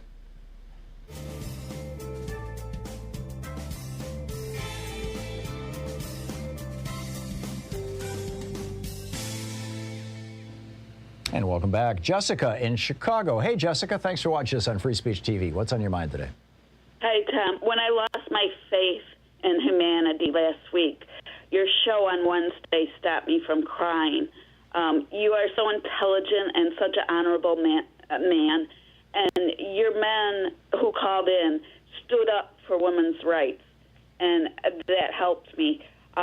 This Texas governor, Abbott, and his repulsive, ancient, white Republicans who think they can control the lives, who lives and who dies from COVID, are wrong. And the Republicans can't stop this vaccination now. I'm so proud of our compassionate President Biden. We're going to be vaccinated now. And one thing about... Sorry, I'm going so fast. That's okay, Jessica. Take a breath. It's all good. We got a minute. We actually have 2 minutes. So. And you can't force births on rape victims and births of babies from incest. The babies will have deformities. When I went I was in Florida at the Hemingway House, the cats that were interbred, they had 7 toes. Right. You can't do that. Right. And the rapists, they have violent gene pools. They're not supposed to be born. And Texas is the state with the most rape cases in our country.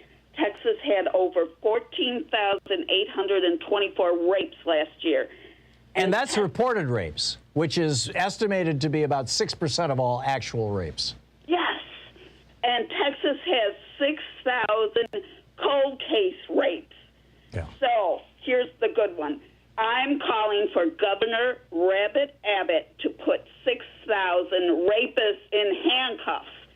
The evil Governor Abbott needs to deal with his rape cases before he makes women give birth to these violent rapist fathers. You know, there have been a series of news stories. I haven't seen one in a year or two, so maybe they've cleaned this up. But a couple of years ago, one of the big scandals that kept engulfing police department after police department, and particularly in big cities, was that there were these 1, 2, 3 year long backlogs of rape DNA kits, you know, where they take the DNA from rape victims, the swabs and whatnot, that had literally not even yet been processed, so that the DNA of the rapist was not yet in the system, so they couldn't, you know, go ahead and identify the person. They couldn't begin any kind of investigation or prosecution. Do you know if that is still the case in Texas, or to what extent that is the case? Yes. You seem to be knoweliminated about the Texas statistics. Yes, that's what Rabbit Abbott has. He hasn't dealt with.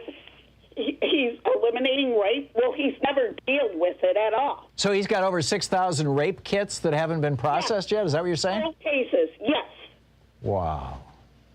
Wow. And I want them in handcuffs. Come on, deal with your problem before you force women to have these children from rapists. Yeah, yeah, yeah. I'm with you.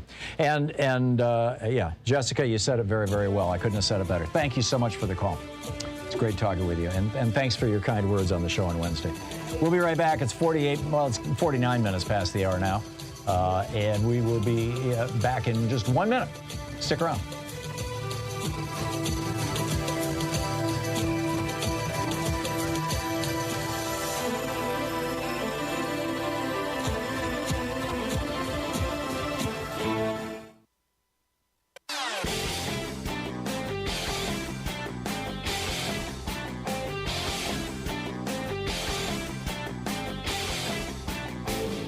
Missed my opening rant today? It's usually published over at HartmannReport.com, where you can read it and share it with your friends for free. Check it out, HartmannReport.com. So we have over at HartmannReport.com my daily rant, which you can find there. And over at ThomHartmann.com, we have the free newsletter, which lists every single website, gives you hot links right out to every single website for every single story that I talk about throughout the program during the course of the day. And then, of course, also at ThomHartmann.com, we've got our weekly video that we put up. And the one this week is kind of mind-boggling. It turns out, if you remember back when Anthony Kennedy resigned from the U.S. Supreme Court right after Trump made remarks about his son Justin, who had signed off on $1 billion worth of loans from Deutsche Bank to Donald Trump, Kennedy resigned, and Kavanaugh, Brett Kavanaugh, was nominated by Trump. And Christine Blasey Ford said he was, you know, essentially guilty of sexual assault. All kinds of tips went to the FBI, and we have just found out what happened to those tips. It's all over at ThomHartmann.com.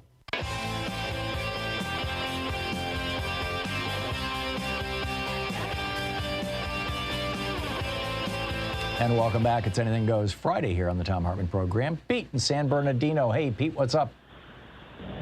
Hi, Tom. Hey, Pete. Hey, I just finished reading your Ancient Sunlight book. Oh, amazing! I was so eye-opening.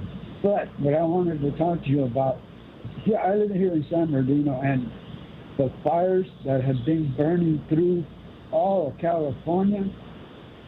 The fires have been burning in the canopies. They've been burning the canopies, and it led me to think that maybe it had something to do with the spraying that the government has been doing for years. They call them for seeding the clouds for rain. Well, there hasn't been any rain. Yeah. But I think that stuff that they've been spraying has... I don't think they've been spraying any stuff, Pete. I mean, they used to spray DDT back in, you know, when I was a kid, back in the 60s, but they quit doing that. We used to spray it in our face when we were working out in the fields at the labor camps. But that doesn't explain what the government is spraying over us continuously. And I think that's what's causing the fires to burn. Yeah. I know that they drop fire retardant, you know, when fires are happening, but that's not what I'm talking about, Tom. I'm talking about the chemical trails They're not condensation trails, and they're not seeding. Oh, you're talking. Oh, okay. Pete, you've been sucked in by an internet conspiracy theory that's simply not true. Those vapor trails that you see up in the upper atmosphere actually are just that. They're just vapor trails. They're not adding chemicals to jet fuel so that jet airplanes are poisoning us all or anything like that. Pete, I'm going to move along. I'm just not going to. There are some things I won't debate. That's one of them. Because it's just BS, and not to say, Pete, that you are, but what you are believing is, and you need to check your facts. Ralph in Portland. Hey, Ralph, what's up? Well, hello, Tom. I've been an avid listener for 16 years with you. Thank you, Ralph. Hey, can you get your mouth closer to the microphone? I'm having a real hard time hearing you. Oh, sorry. Is that better? Not much, but, Not much. Well, okay. I'm trying. Talk louder. Okay, is that a little better? Yeah, go for it. Okay, good. I wanted to comment on what you said earlier about Trumpism. And I think its birth was when our nation started because we were birthed into compromising slavery. And that divider was a poison in the body, just like an infection of bacteria. I agree. And it metastasized during the industrial age. We had bank runs. Labor was repressed so badly there were riots and a lot of death. And then you had General Smedley Butler trying to be conned into doing a coup. You've talked about that at great length. Mm-hmm. But it's this division of the haves and the have-nots. And in the 50s and 60s, television media just really impacted all of us in our consciousness about how we're supposed to be instead of being who we are. So there's that false division. There was white neighborhoods. I remember so much about the redlining I've kind of experienced from a distance. And that was very sobering. I went to Vietnam. I came out of that. The nation was blown apart. And you've mentioned the Heritage Foundation at length over time for the kind of strategies they came up with to deal with their base and to basically... Well, if your phone is flipping in and out, can you get right to the point, please? Basically, it's just to say it's Trumpism is a symptom. And he's kind of like the cancer that's finally showed itself.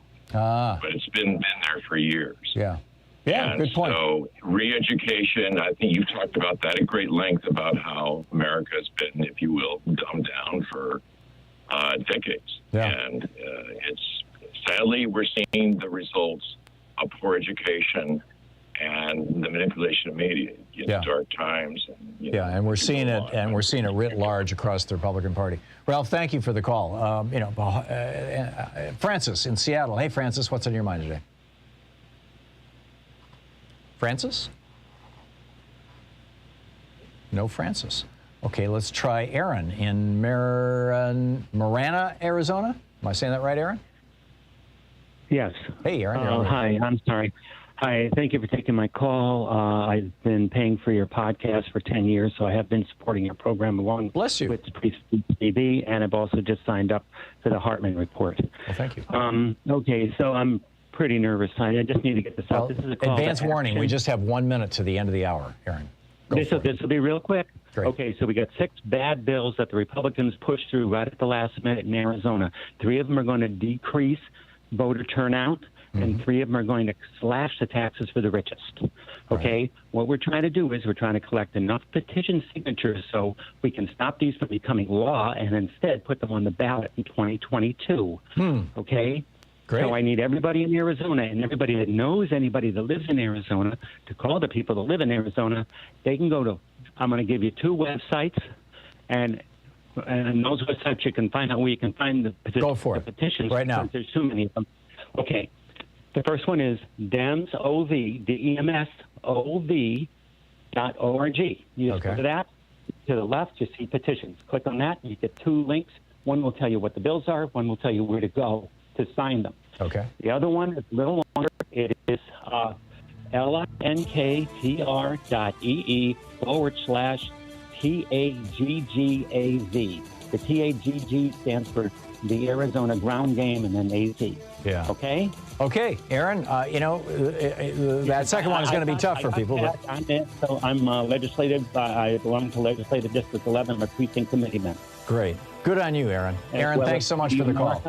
I appreciate it. Good talking to you. We'll be right back. Anything Goes Friday continues. You're listening to Thom Hartmann.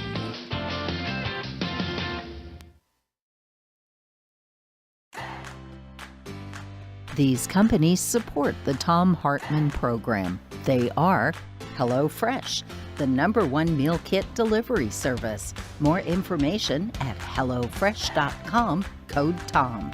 CB Distillery for sleeping and pain relief. More info at cbdistillery.com, code TOM. Dinovite, only the best all-natural pet supplements. More info at dinovite.com. Annie's Kit Clubs, creativity delivered right to your door.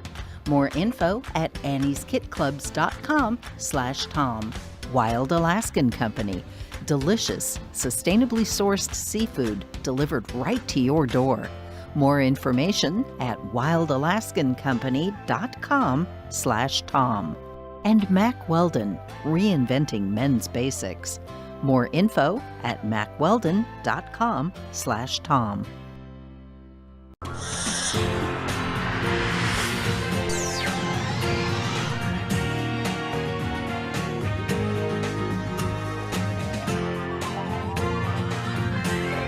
We say fight back!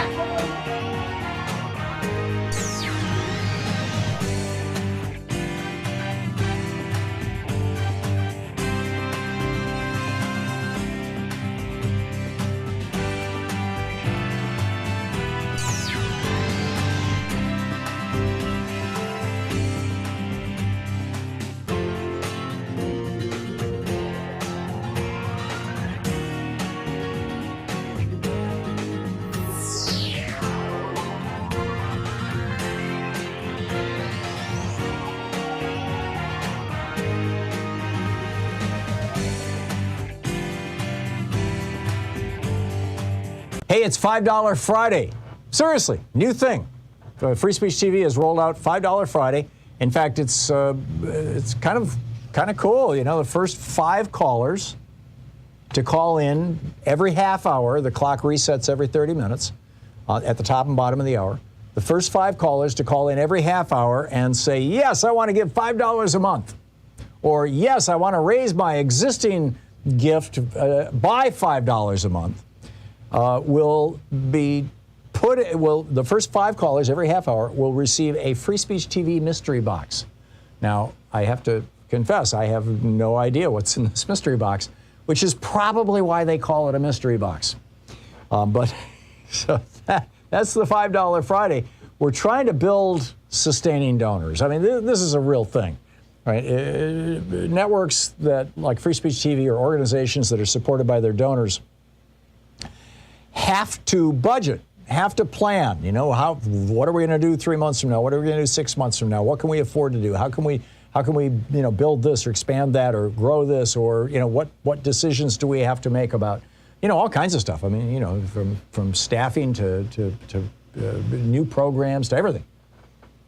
And if every 3 or 4 times a year you just go out and say, please send us some money, and you have no idea what's coming in, it makes budgeting almost impossible. It's just, pull your hair out time for management at Free Speech TV and for the people who work there too.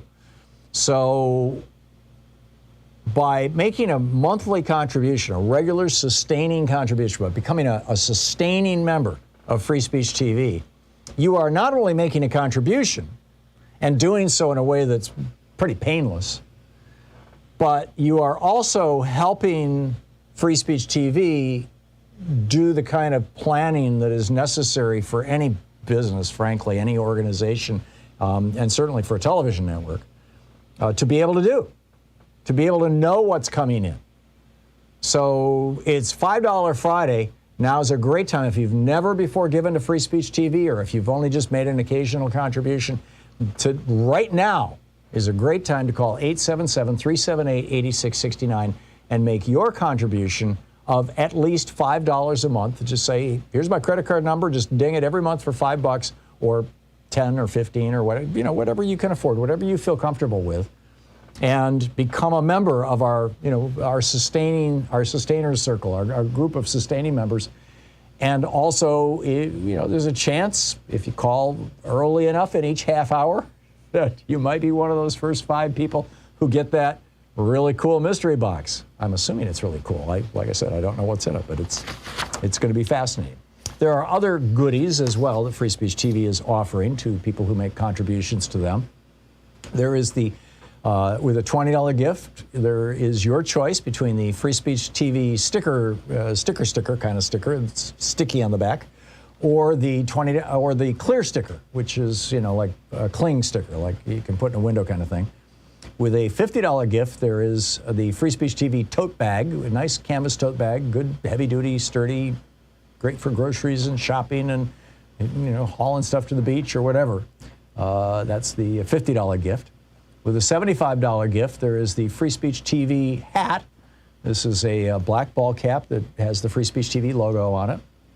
With a $75 gift, there is the Free Speech TV Thom Hartmann Tag You're It mug, exclusively available from Free Speech TV, only right here, right now, 877-378-8669. To the $75 gift, your choice, the mug or the hat. With a $100 gift, you have your choice between the Free Speech TV labeled notebook and pen or the Free Speech TV socks. Yes, we have socks.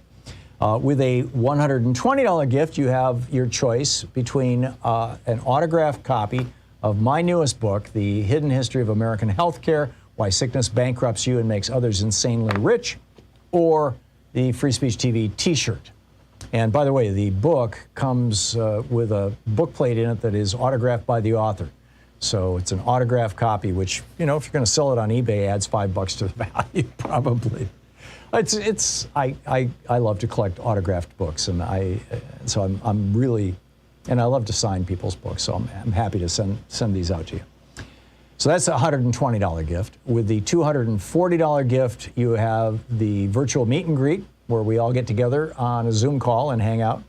With a $360 gift, there's the Thom Hartmann University gift box, which is the socks, the bumper sticker, The Hidden History of Healthcare, my book, autographed copy, my newest book, the mug and the hat. And with the $1,000 gift, there is the meet and greet here in Portland, which is on hold right now, but we are developing a queue, as they say in the UK, get in line. But bottom line, it is $5 Friday. The first 5 people who call every half hour, it gets reset every half hour. First 5 people who call to make a $5 monthly sustaining gift or more than $5, or to increase their existing sustaining gift by $5 or more, will receive a Free Speech TV mystery box. So, that's kind of cool, but even more important, you get the satisfaction of knowing that you're helping support genuine, independent, progressive media.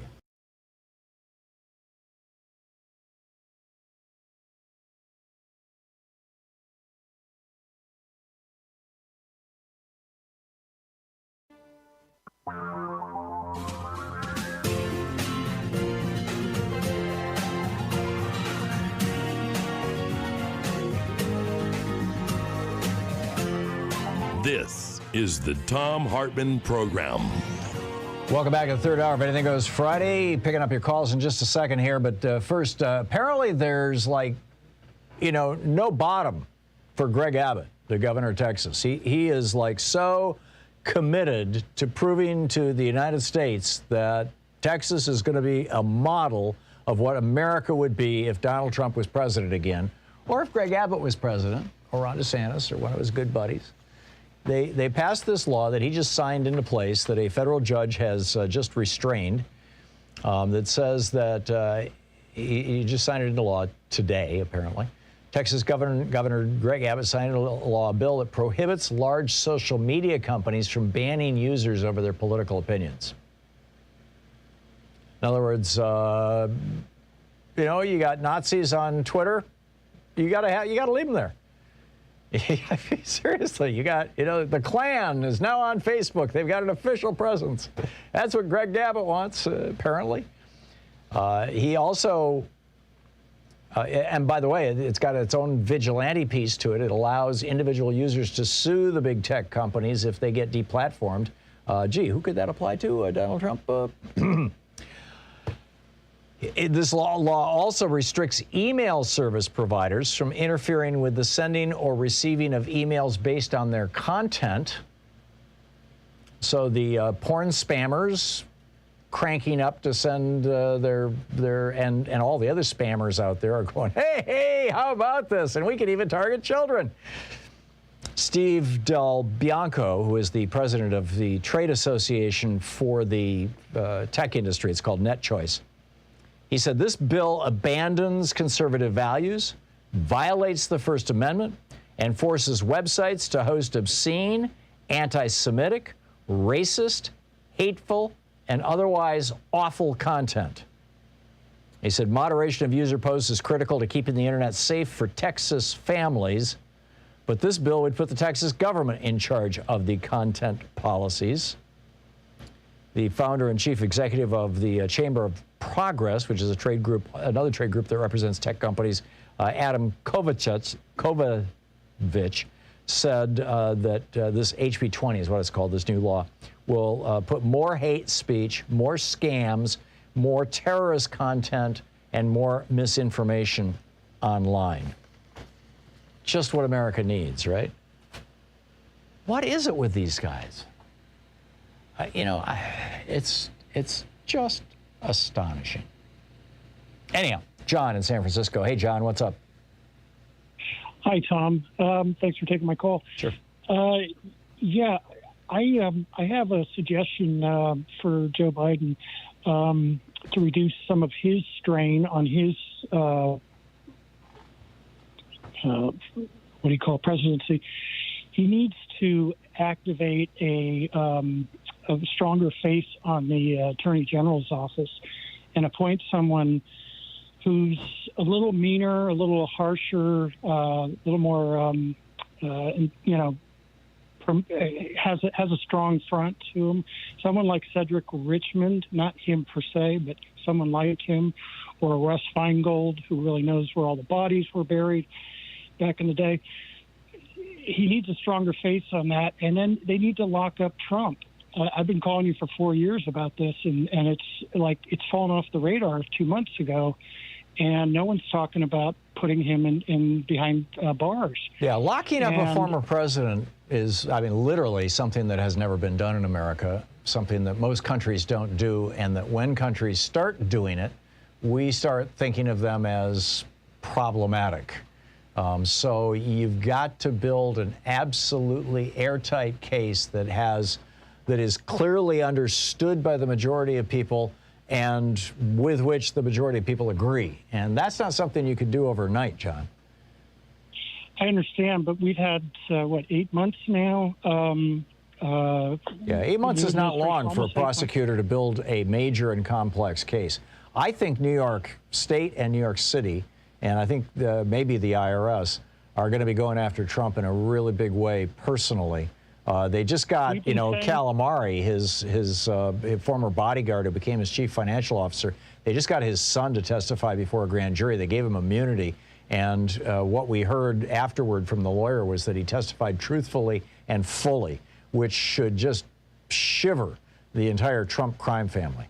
I think there's something coming, but I want them to do it right. John, I understand, and share. I've criticized Merrick Garland for being, a little kind of soft or too judicial and not sufficiently prosecutorial. The Attorney General is the chief law enforcement officer of the United States, not a judge on the Supreme Court. There is a difference there. On the other hand, you don't want your Department of Justice to be viewed as a partisan actor. And so, I think taking this step by step, doing it methodically. The other good news that I just read this morning is that one of the recent, I don't recall if it was an indictment or if it was the preliminary process leading up to an indictment of some of the people involved with the January 6th event they were using the word, the legal documents coming out of the government. Forgive me for not having all this right in front of me, but the legal phrase was seditious conspiracy. And of course, I've been saying for some time now that this sedition law, in fact, I keep it right here on my desk, so that I can quote from it, 18 U.S. Code 2384. If two or more persons in any state or territory or any place subject to the jurisdiction of the United States conspire to overthrow, put down, or destroy by force the government of the United States, or to levy war against them, or to oppose by force the authority thereof, or by force to prevent, hinder, or delay the execution of any law of the United States, or by force to seize, take, or possess any property of the United States contrary to the authority thereof, shall be fined under this title or imprisoned not more than 20 years. And I think what happened on January 6th absolutely on multiple levels qualifies as seditious conspiracy.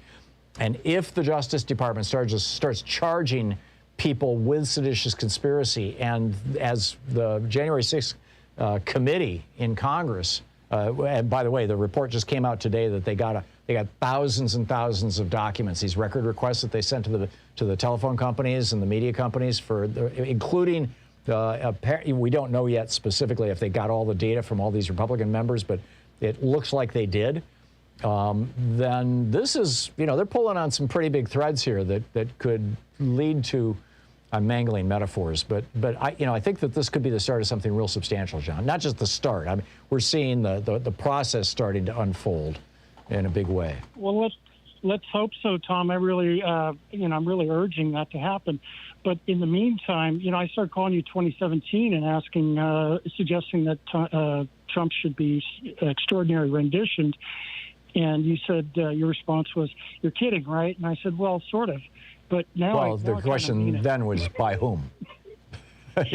Well, all you have to do is label. Yeah, but all you have to do is label him a terrorist. You don't even have to say a domestic or foreign terrorist. Just say terrorist, and we can lock him up. Egypt has locked up two leaders in their prisons and kept them alive until they kicked one out because he was getting too sick, and now he's on life support or he died. I can't remember which, Mossadegh or whatever, one of those guys. But anyway, but we're not Egypt. Got experience in thank handling, God. Huh? I said, but we're not Egypt. Thank God. Egypt right now is run by a military dictatorship. Well, I know, but we had 50 other countries running extraordinary rendition prisons, from Poland to, Hungary or Bulgaria or something like that. During all the Bush these other places. Yeah. Yeah. No, I get it, but I don't, always be careful. What can be, when we go to extremes to try to, quote, get somebody, that might be right. It might seem righteous to us. Just keep in mind those same techniques, those same extremes can be used against us, and that these knives cut both ways. Again, ruining metaphors, but it would change the conversation, and that's what I'm kind of looking at. Yeah. I think that's coming, John. I really do. Everything I'm seeing tells me that they are taking this very, very, very seriously. They being everybody from the prosecutors in New York City, down in Atlanta, Georgia, the New York State, and apparently the Justice Department. John, thank you for the call. This is the Thom Hartmann Program. It's talk media for the sane among us. Here, the Thom Hartmann Program. Back with your calls on Anything Goes Friday right after this.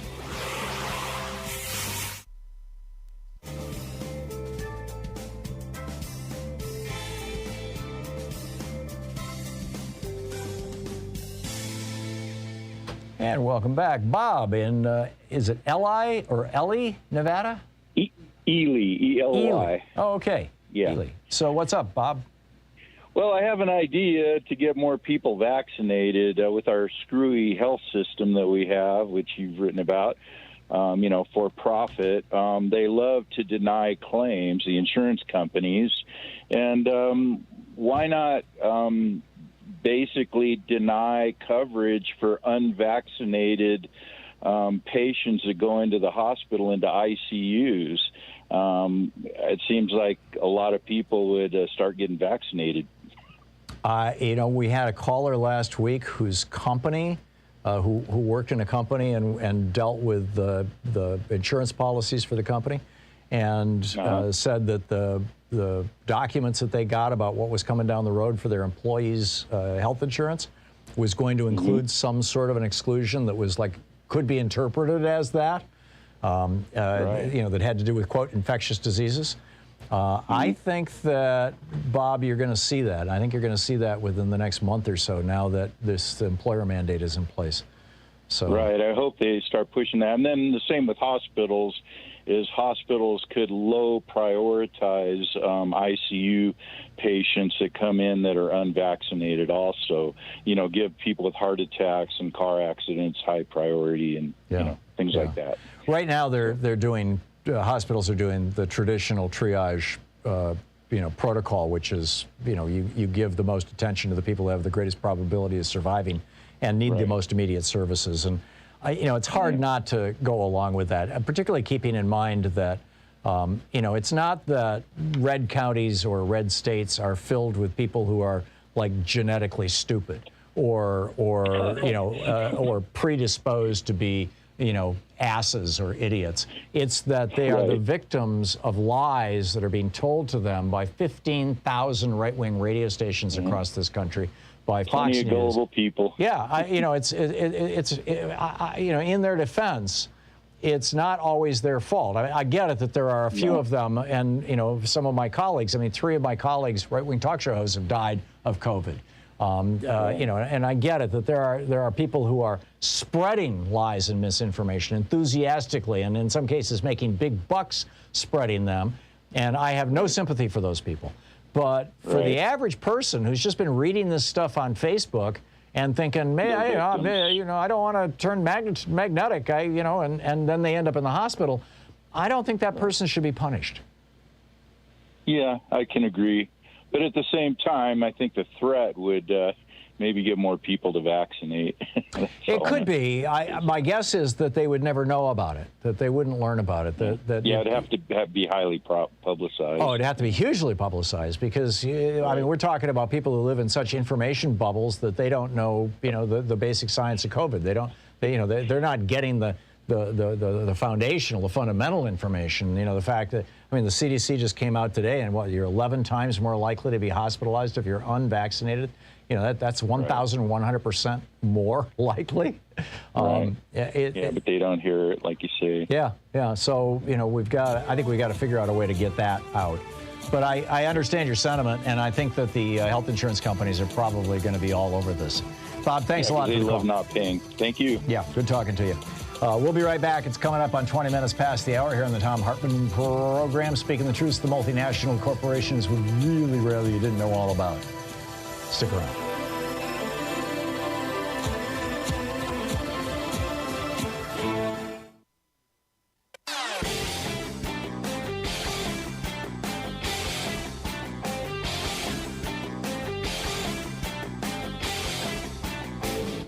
Our 1-hour free podcast recaps our show, and it's available wherever fine podcasts are found. And we have the full 3-hour podcast available over at thomhartmann.com if you want to really support our program. Over at the Thom Hartmann website, thomhartmann.com, we have, the full podcasts and there's just a lot of information, and our newsletter. And the newsletter's extraordinary. It's free.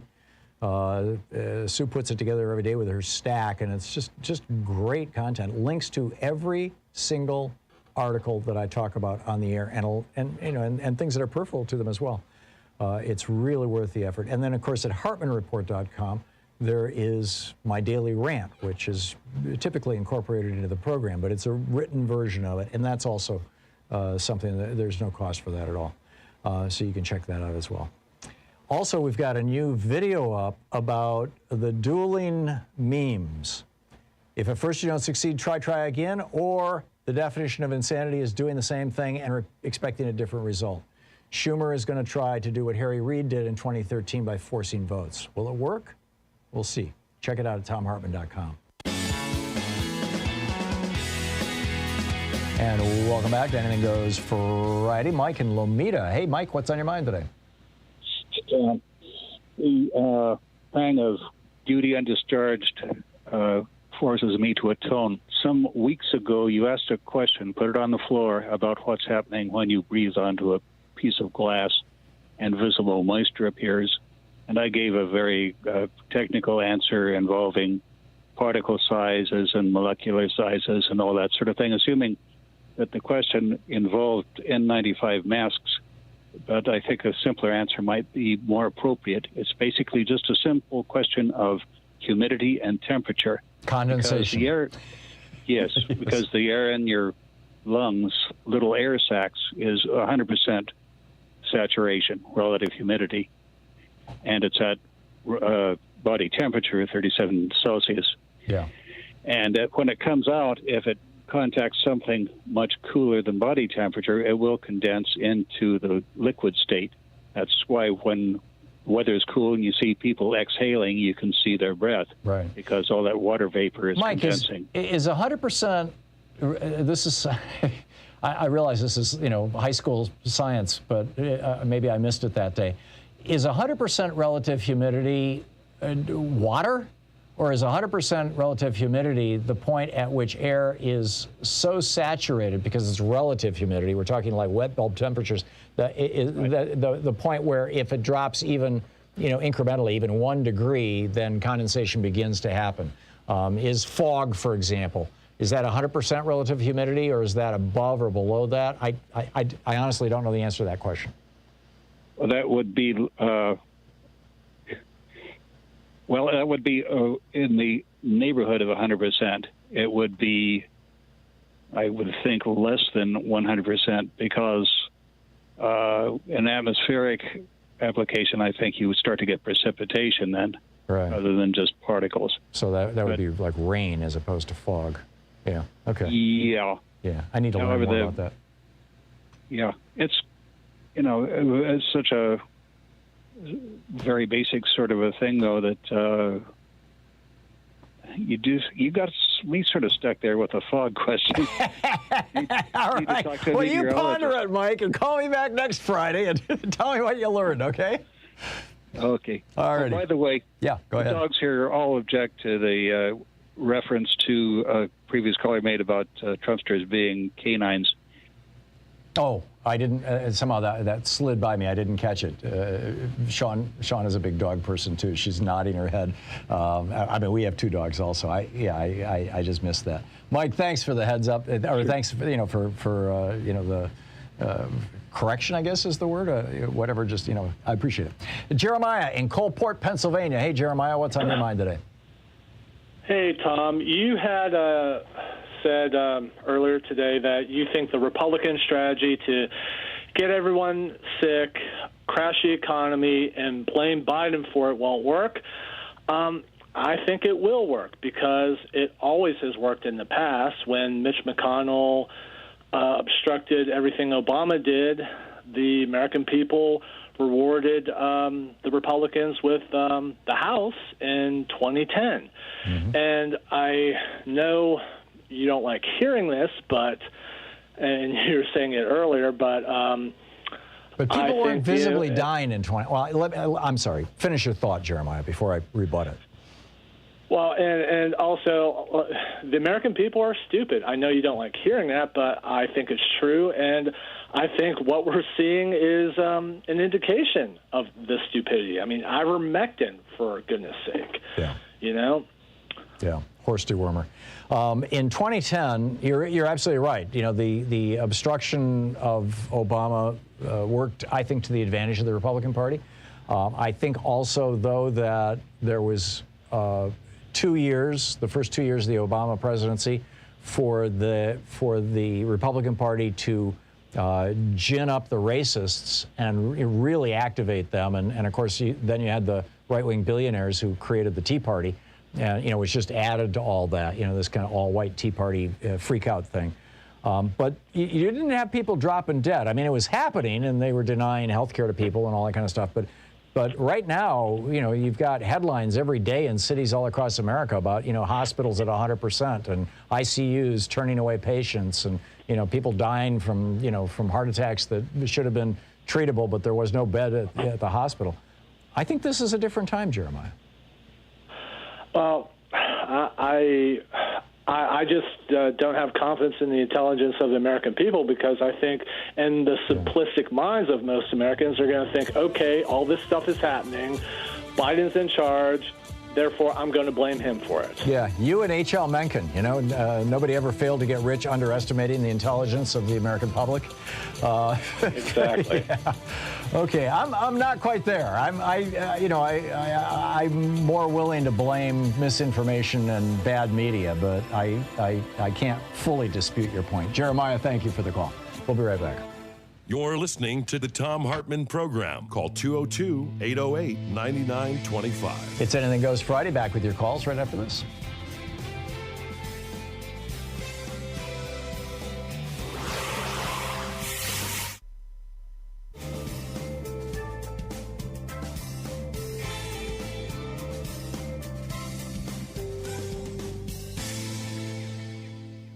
Hey, it's $5 Friday.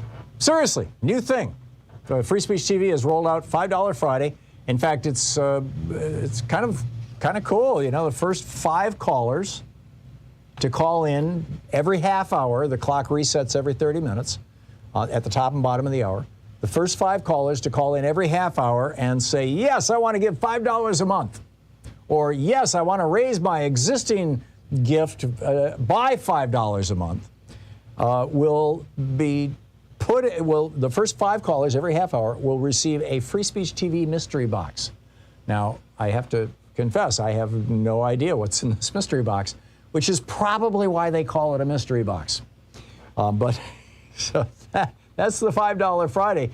We're trying to build sustaining donors. I mean, this is a real thing, right? Networks that, like Free Speech TV, or organizations that are supported by their donors, have to budget, have to plan. What are we going to do 3 months from now? What are we going to do 6 months from now? What can we afford to do? How can we build this or expand that or grow this, or what decisions do we have to make about all kinds of stuff? I mean, from staffing to new programs to everything.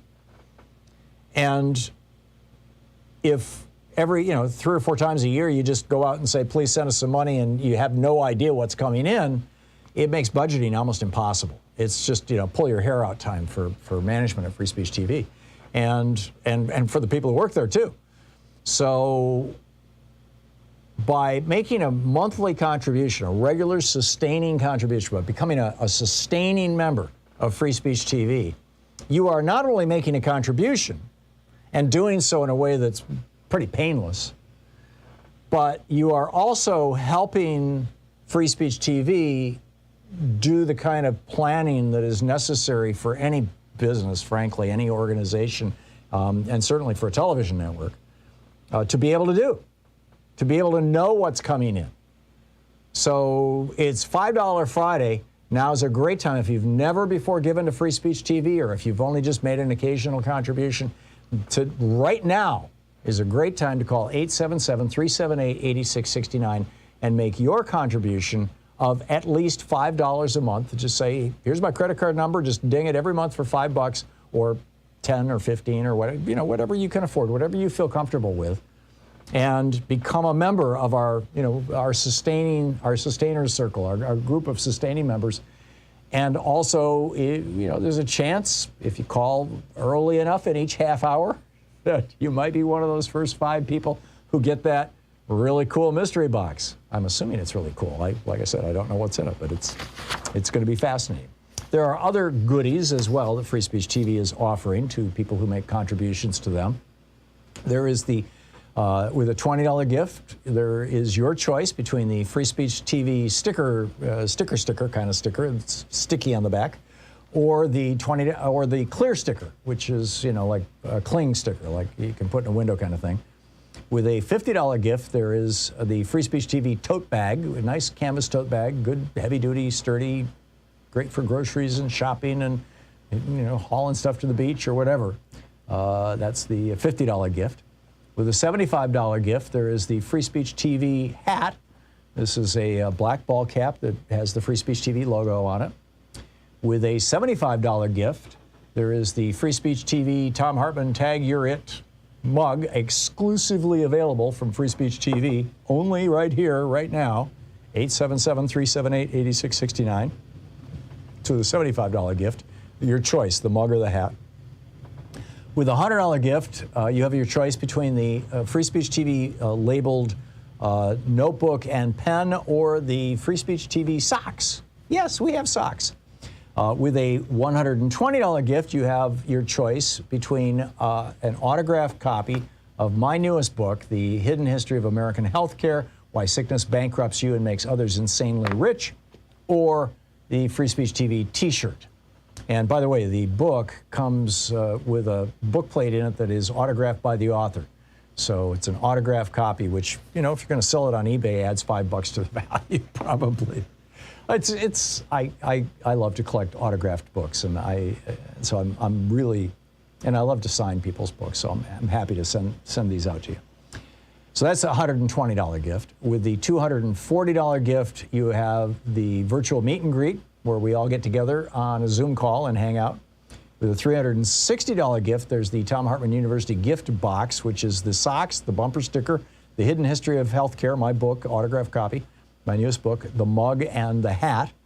And with the $1,000 gift, there is the meet and greet here in Portland, which is on hold right now, but we are developing a queue, as they say in the UK. You know, get in line. But bottom line, it is $5 Friday. The first 5 people who call every half hour, it gets reset every half hour. First 5 people who call to make a $5 monthly sustaining gift, or more than $5, or to increase their existing sustaining gift by $5 or more, will receive a Free Speech TV mystery box. So, and you know, that's kind of cool, but even more important, you get the satisfaction of knowing that you're helping support genuine, independent, progressive media.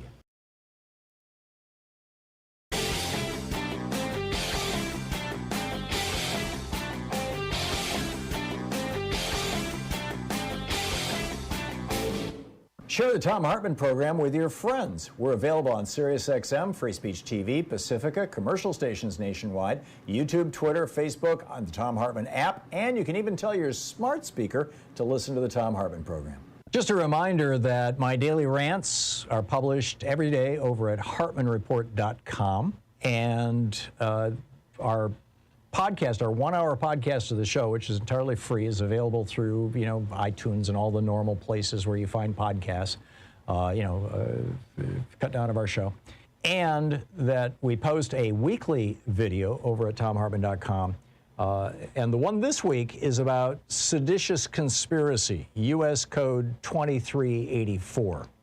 And the argument I'm making is that this law, which imposes 20 years in prison to by force, prevent, hinder, or delay the execution of any law of the United States, end quote, is something that we should be seriously considering dusting off and applying to not just the people who showed up on January 6th, but the people who sent them there.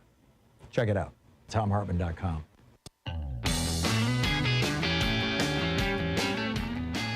It's Anything Goes Friday, and Bobby in La Puente, California. Hey, Bobby, what's on your mind today? Hi, Tom. First of all, I want to say sorry what happened to Louise. What happens to Louise assaulted you as well. Oh, with the contractor. They're out of their mind. Yeah, I'm sorry to hear that, and that does affect me because I know what it feels like. Not be calling that, but just to be assaulted. Anyway, we shall overcome. Okay, my thing is the weekend. Yes, Tom, the football season, college football, Southeastern Conference. You know, I'm not a fanatic. You know, I root for UCLA, but I toned down a lot. Too much wasted energy. But what I seen in the stands, filled, 80,000 capacity. Nothing mentioned about vaccines or anything. Then on the field, they had the Southeastern Conference commissioner.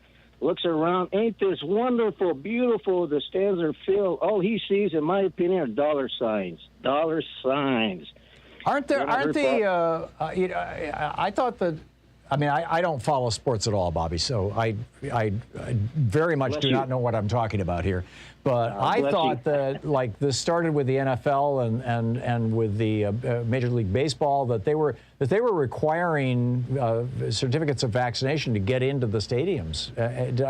Did I read that wrong? Well, the South is different. Honest, I heard Dr. Fauci, I'm sorry to butcher his name. Yeah.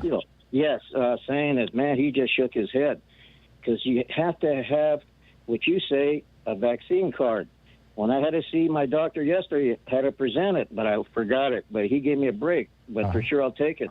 And no, I don't hear anything. Then I hear, look, a couple of people wearing masks. Man, when's his insanity?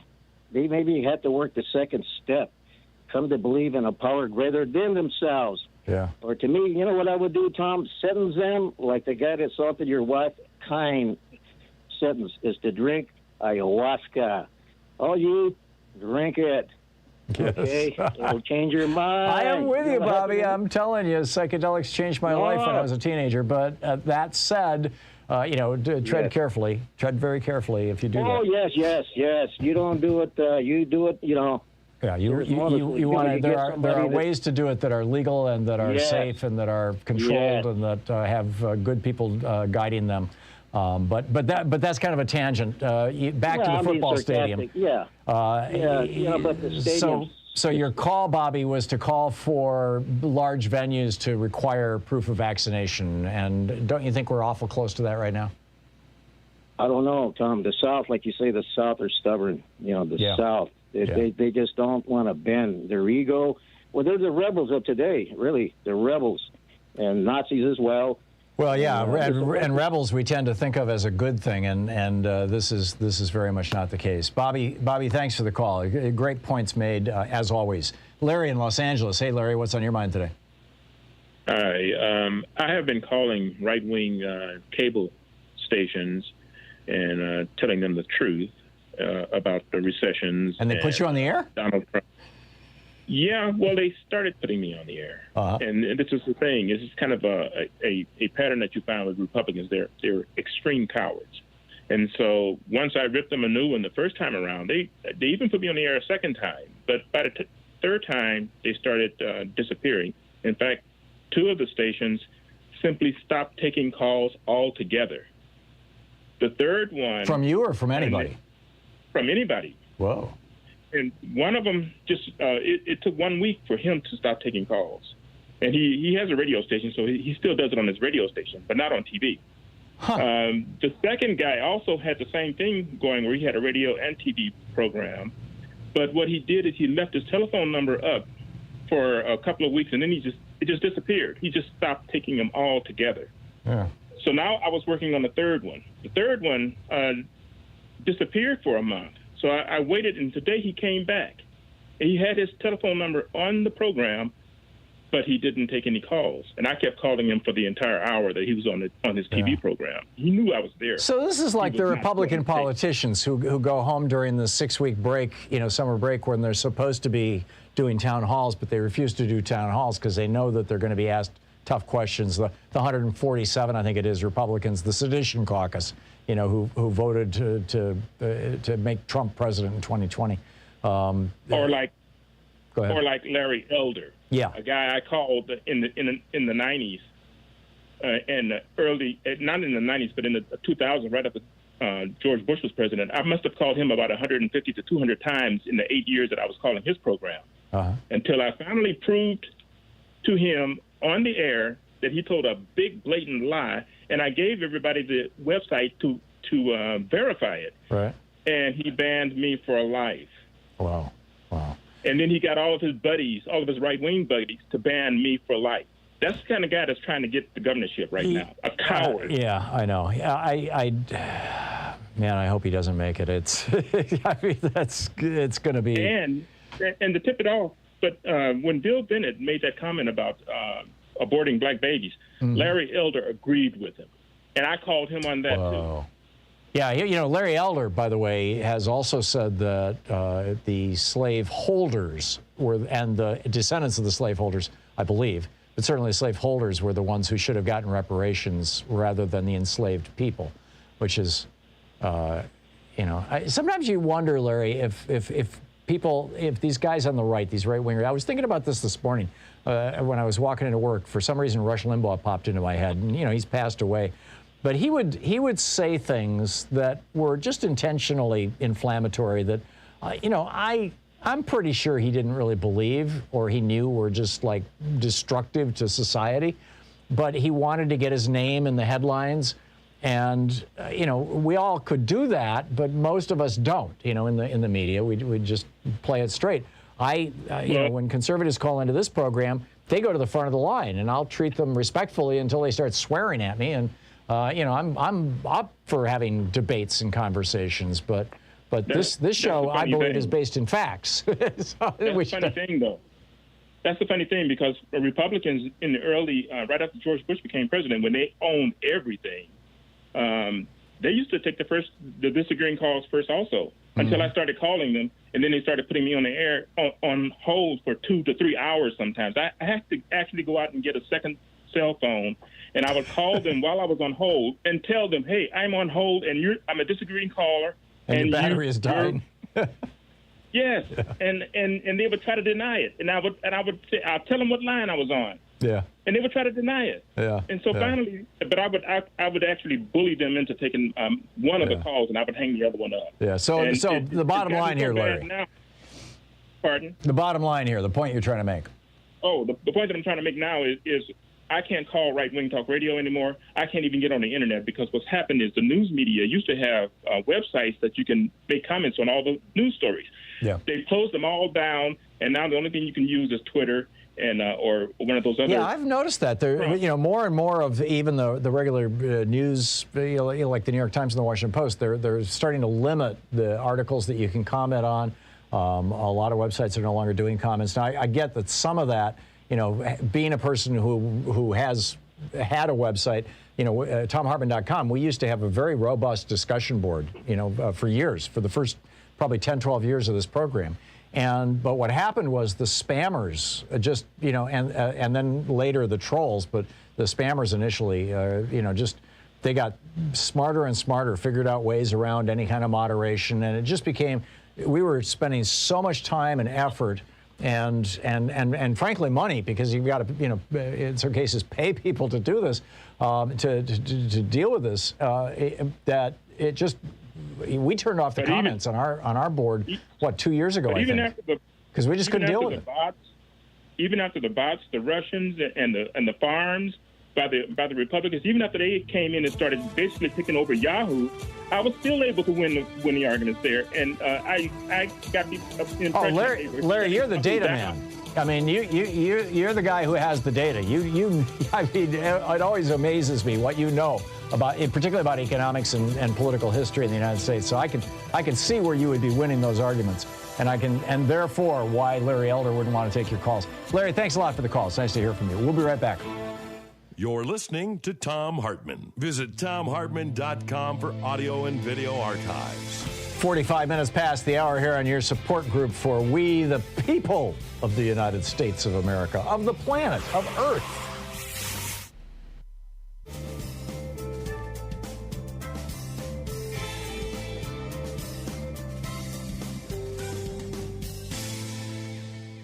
And welcome back, Jeff in San Francisco. Hey, Jeff, what's on your mind today?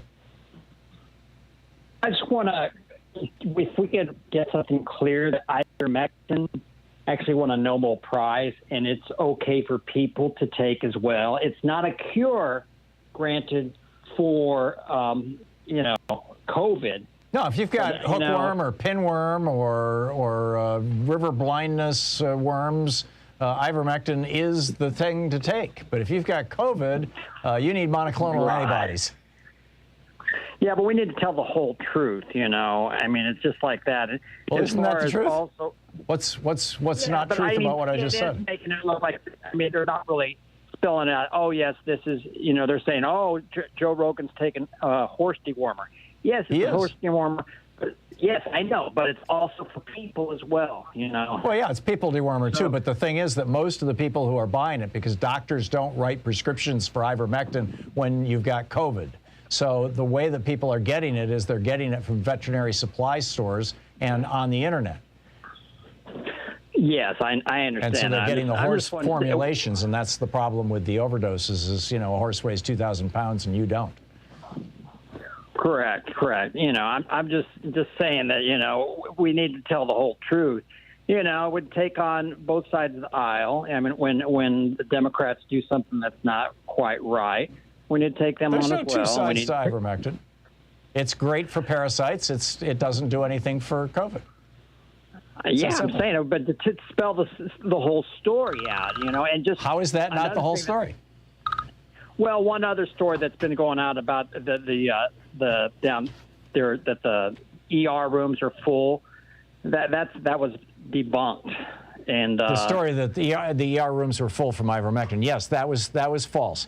But the ER rooms are full. Here in Oregon, we were at 7%. A couple days ago, we were at 9%. I think yesterday or the day before, capacity with our ICUs. Yeah, I mean, I'm and that's with having shut down all of our elective surgeries, or most of them. Right, I understand. Yeah, but I don't want to give the right wingers more ammo at all, any ammo at all. And I think they do get some ammo when we don't take on the people in our own party. I was taking on the press there a little bit, CNN. I don't feel the need to just gratuitously go after liberals so that I seem balanced. Thanks for the call. Joel in Portland. Hey, Joel, what's up? Hey, Tom. I've noticed during the program today you've asked a couple times, why Greg Abbott and Ron DeSantis are making these seemingly insane choices around COVID. Yeah. That will also just kill their base. I think that's all about them playing the long game for the ruling class, basically. I don't think they care if they kill their base. They just want to kill a lot of poor people. Because those poor people are getting welfare, which is paid for with taxes paid for by rich people. And that's part of it. But I just don't think that, you're viewing it a lot from this lens of they also have a goal of democracy, which I don't think they have a goal. They're not they make. I agree with you, Joe. I don't think these guys believe in democracy. That can be used against them. Right. But they don't plan on losing. Right. No, they're doing everything they can to rig the game right now. I mean, that's what these so-called voter integrity laws are all about, is literally rigging the game. Joel, thank you. Spot on. We'll be right back. It's coming up on 10 minutes before the hour, and I will be back with you in just 1 minute.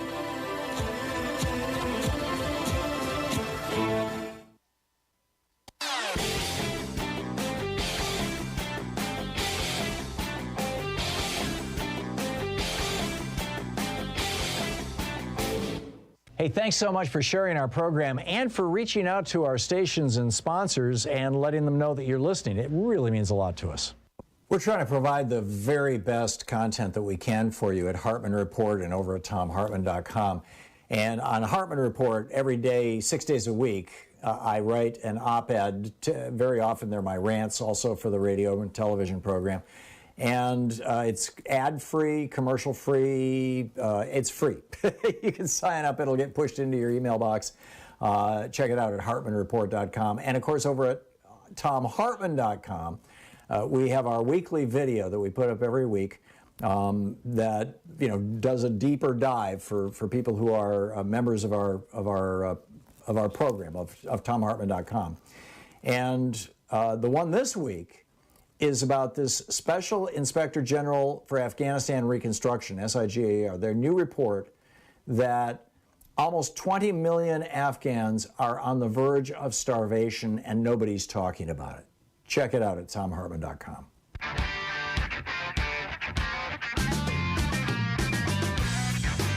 And welcome back. Brian in Dubuque, Iowa. Hey, Brian, what's on your mind? Hi, Tom.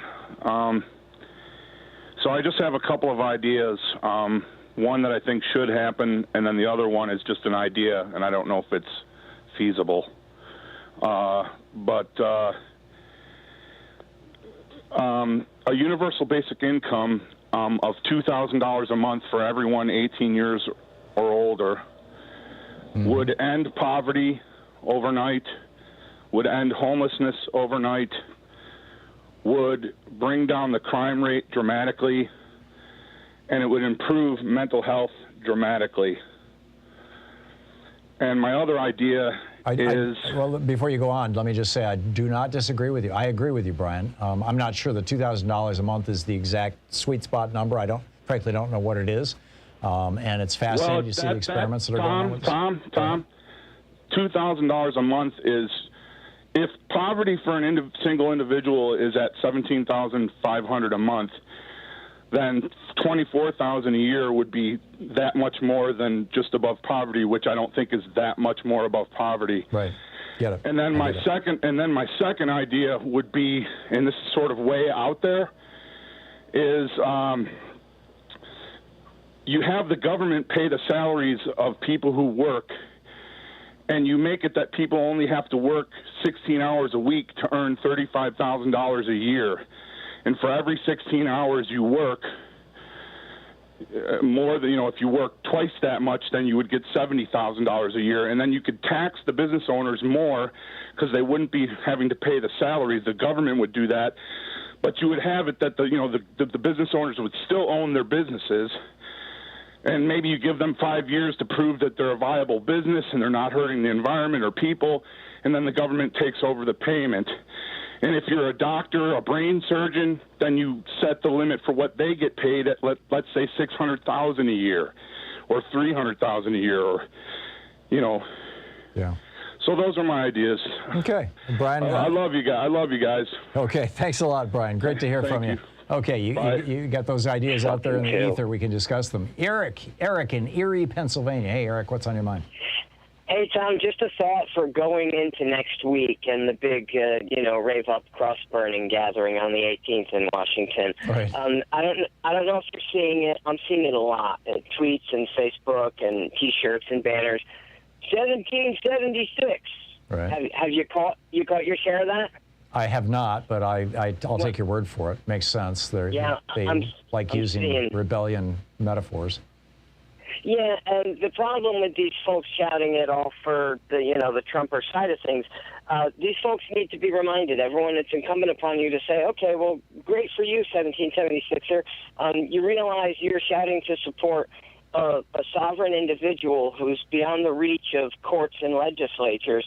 So that's great if you're for 1776, but you realize you're on the British side, the tyranny side. That's what you're cheering for. There you go. So there you go. remind them. Yeah, they're just like, with the Confederate statues. You're on the wrong side. Well said, Eric.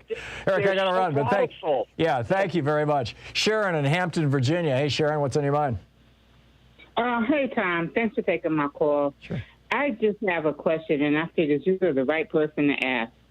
So I wanted to know, what is the major difference, if any, between what happened with the Kurds, I guess it was Syria, under the Trump administration, when Trump pulled out and left the Kurds that helped the Americans to their own devices without bringing any of them out, and all the flack that the Biden administration is now receiving for the Afghans who helped the Americans about trying to get every last one of them out? It is a massive double standard, Sharon, and that's brilliant for you to tie those two things together, because Donald Trump stabbed the Kurds in the back. The Kurds were our allies in a lot of areas, in a lot of regions, and the Kurds have been on the short end of the stick ever since World War I. When what could have and should have been Kurdistan got divided up among Syria and Iran and Turkey and Afghanistan, I guess. I'd have to look at a map, but the Kurds, Trump, when Trump pulled out, I mean, the Kurds were massacred. I mean, it wasn't just that he left them; they were massacred, and we've seen nothing like that coming out of the withdrawal from Afghanistan. I mean, it's been somewhat messy, but it's not possible, I don't think, to end a war without it being messy. And today, we had a civilian flight out of there. I have not heard one pundit talk about that. I'm not understanding why nobody's making those comparisons. Well, I think the media generally doesn't like to trash talk Donald Trump. I haven't been able to figure out why. Maybe it's because they do talk about, when he says absurd things, he gets lots of publicity. So, and he's going to do a boxing match, and they have no problem giving him publicity, but they seem to be reluctant to point out the failures of the Trump administration. And that wasn't just a failure. That was a betrayal of a strategic ally, of people that we had worked with, people who had trusted us, people that we had supported against Bashir, in Syria, people that we had tried to protect from Turkey, from Erdogan. Erdogan also was slaughtering the Kurds. In fact, he was the major one slaughtering the Kurds as a result of what Trump did. I think Trump stabbed the Kurds in the back because Erdogan threatened his hotels, frankly. Sharon, I got to run. Thank you so much for the call. Hey, special thanks to Louise Hartman, Sean Taylor, Nate Atwell, Jamie Holly, Joyce the Hammer, Nance, Nigel Peacock, Sue Nethercutt, Patrick White, Geraldine Halbert, Ron Hartenbaum, Chase Spross, Nicholas Miller, Pat Sweeney, Jabbermocky, Jay LeBlanc, Connor Arroyo, and Carne Verde, the folks who work on this show. Thank you. And thank you to you for listening, watching, participating, and reaching out to our sponsors and our stations and giving them a tip of the hat. Have a great weekend. Get out there, get active, tag You're It. We'll see you on Monday. You've been listening to Thom Hartmann. For audio and video archives, visit thomhartmann.com.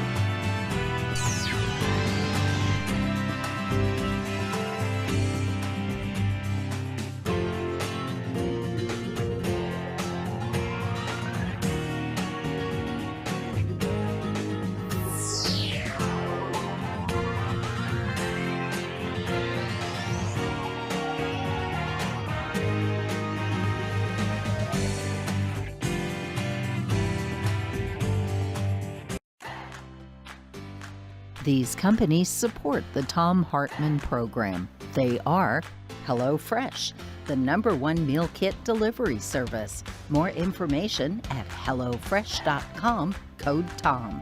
CB Distillery for sleeping and pain relief. More info at cbdistillery.com, code TOM. Dinovite, only the best all-natural pet supplements. More info at dinovite.com. Annie's Kit Clubs, creativity delivered right to your door. More info at annieskitclubs.com/Tom. Wild Alaskan Company, delicious, sustainably sourced seafood delivered right to your door. More information at wildalaskancompany.com/Tom. And Mack Weldon, reinventing men's basics. More info at mackweldon.com/Tom.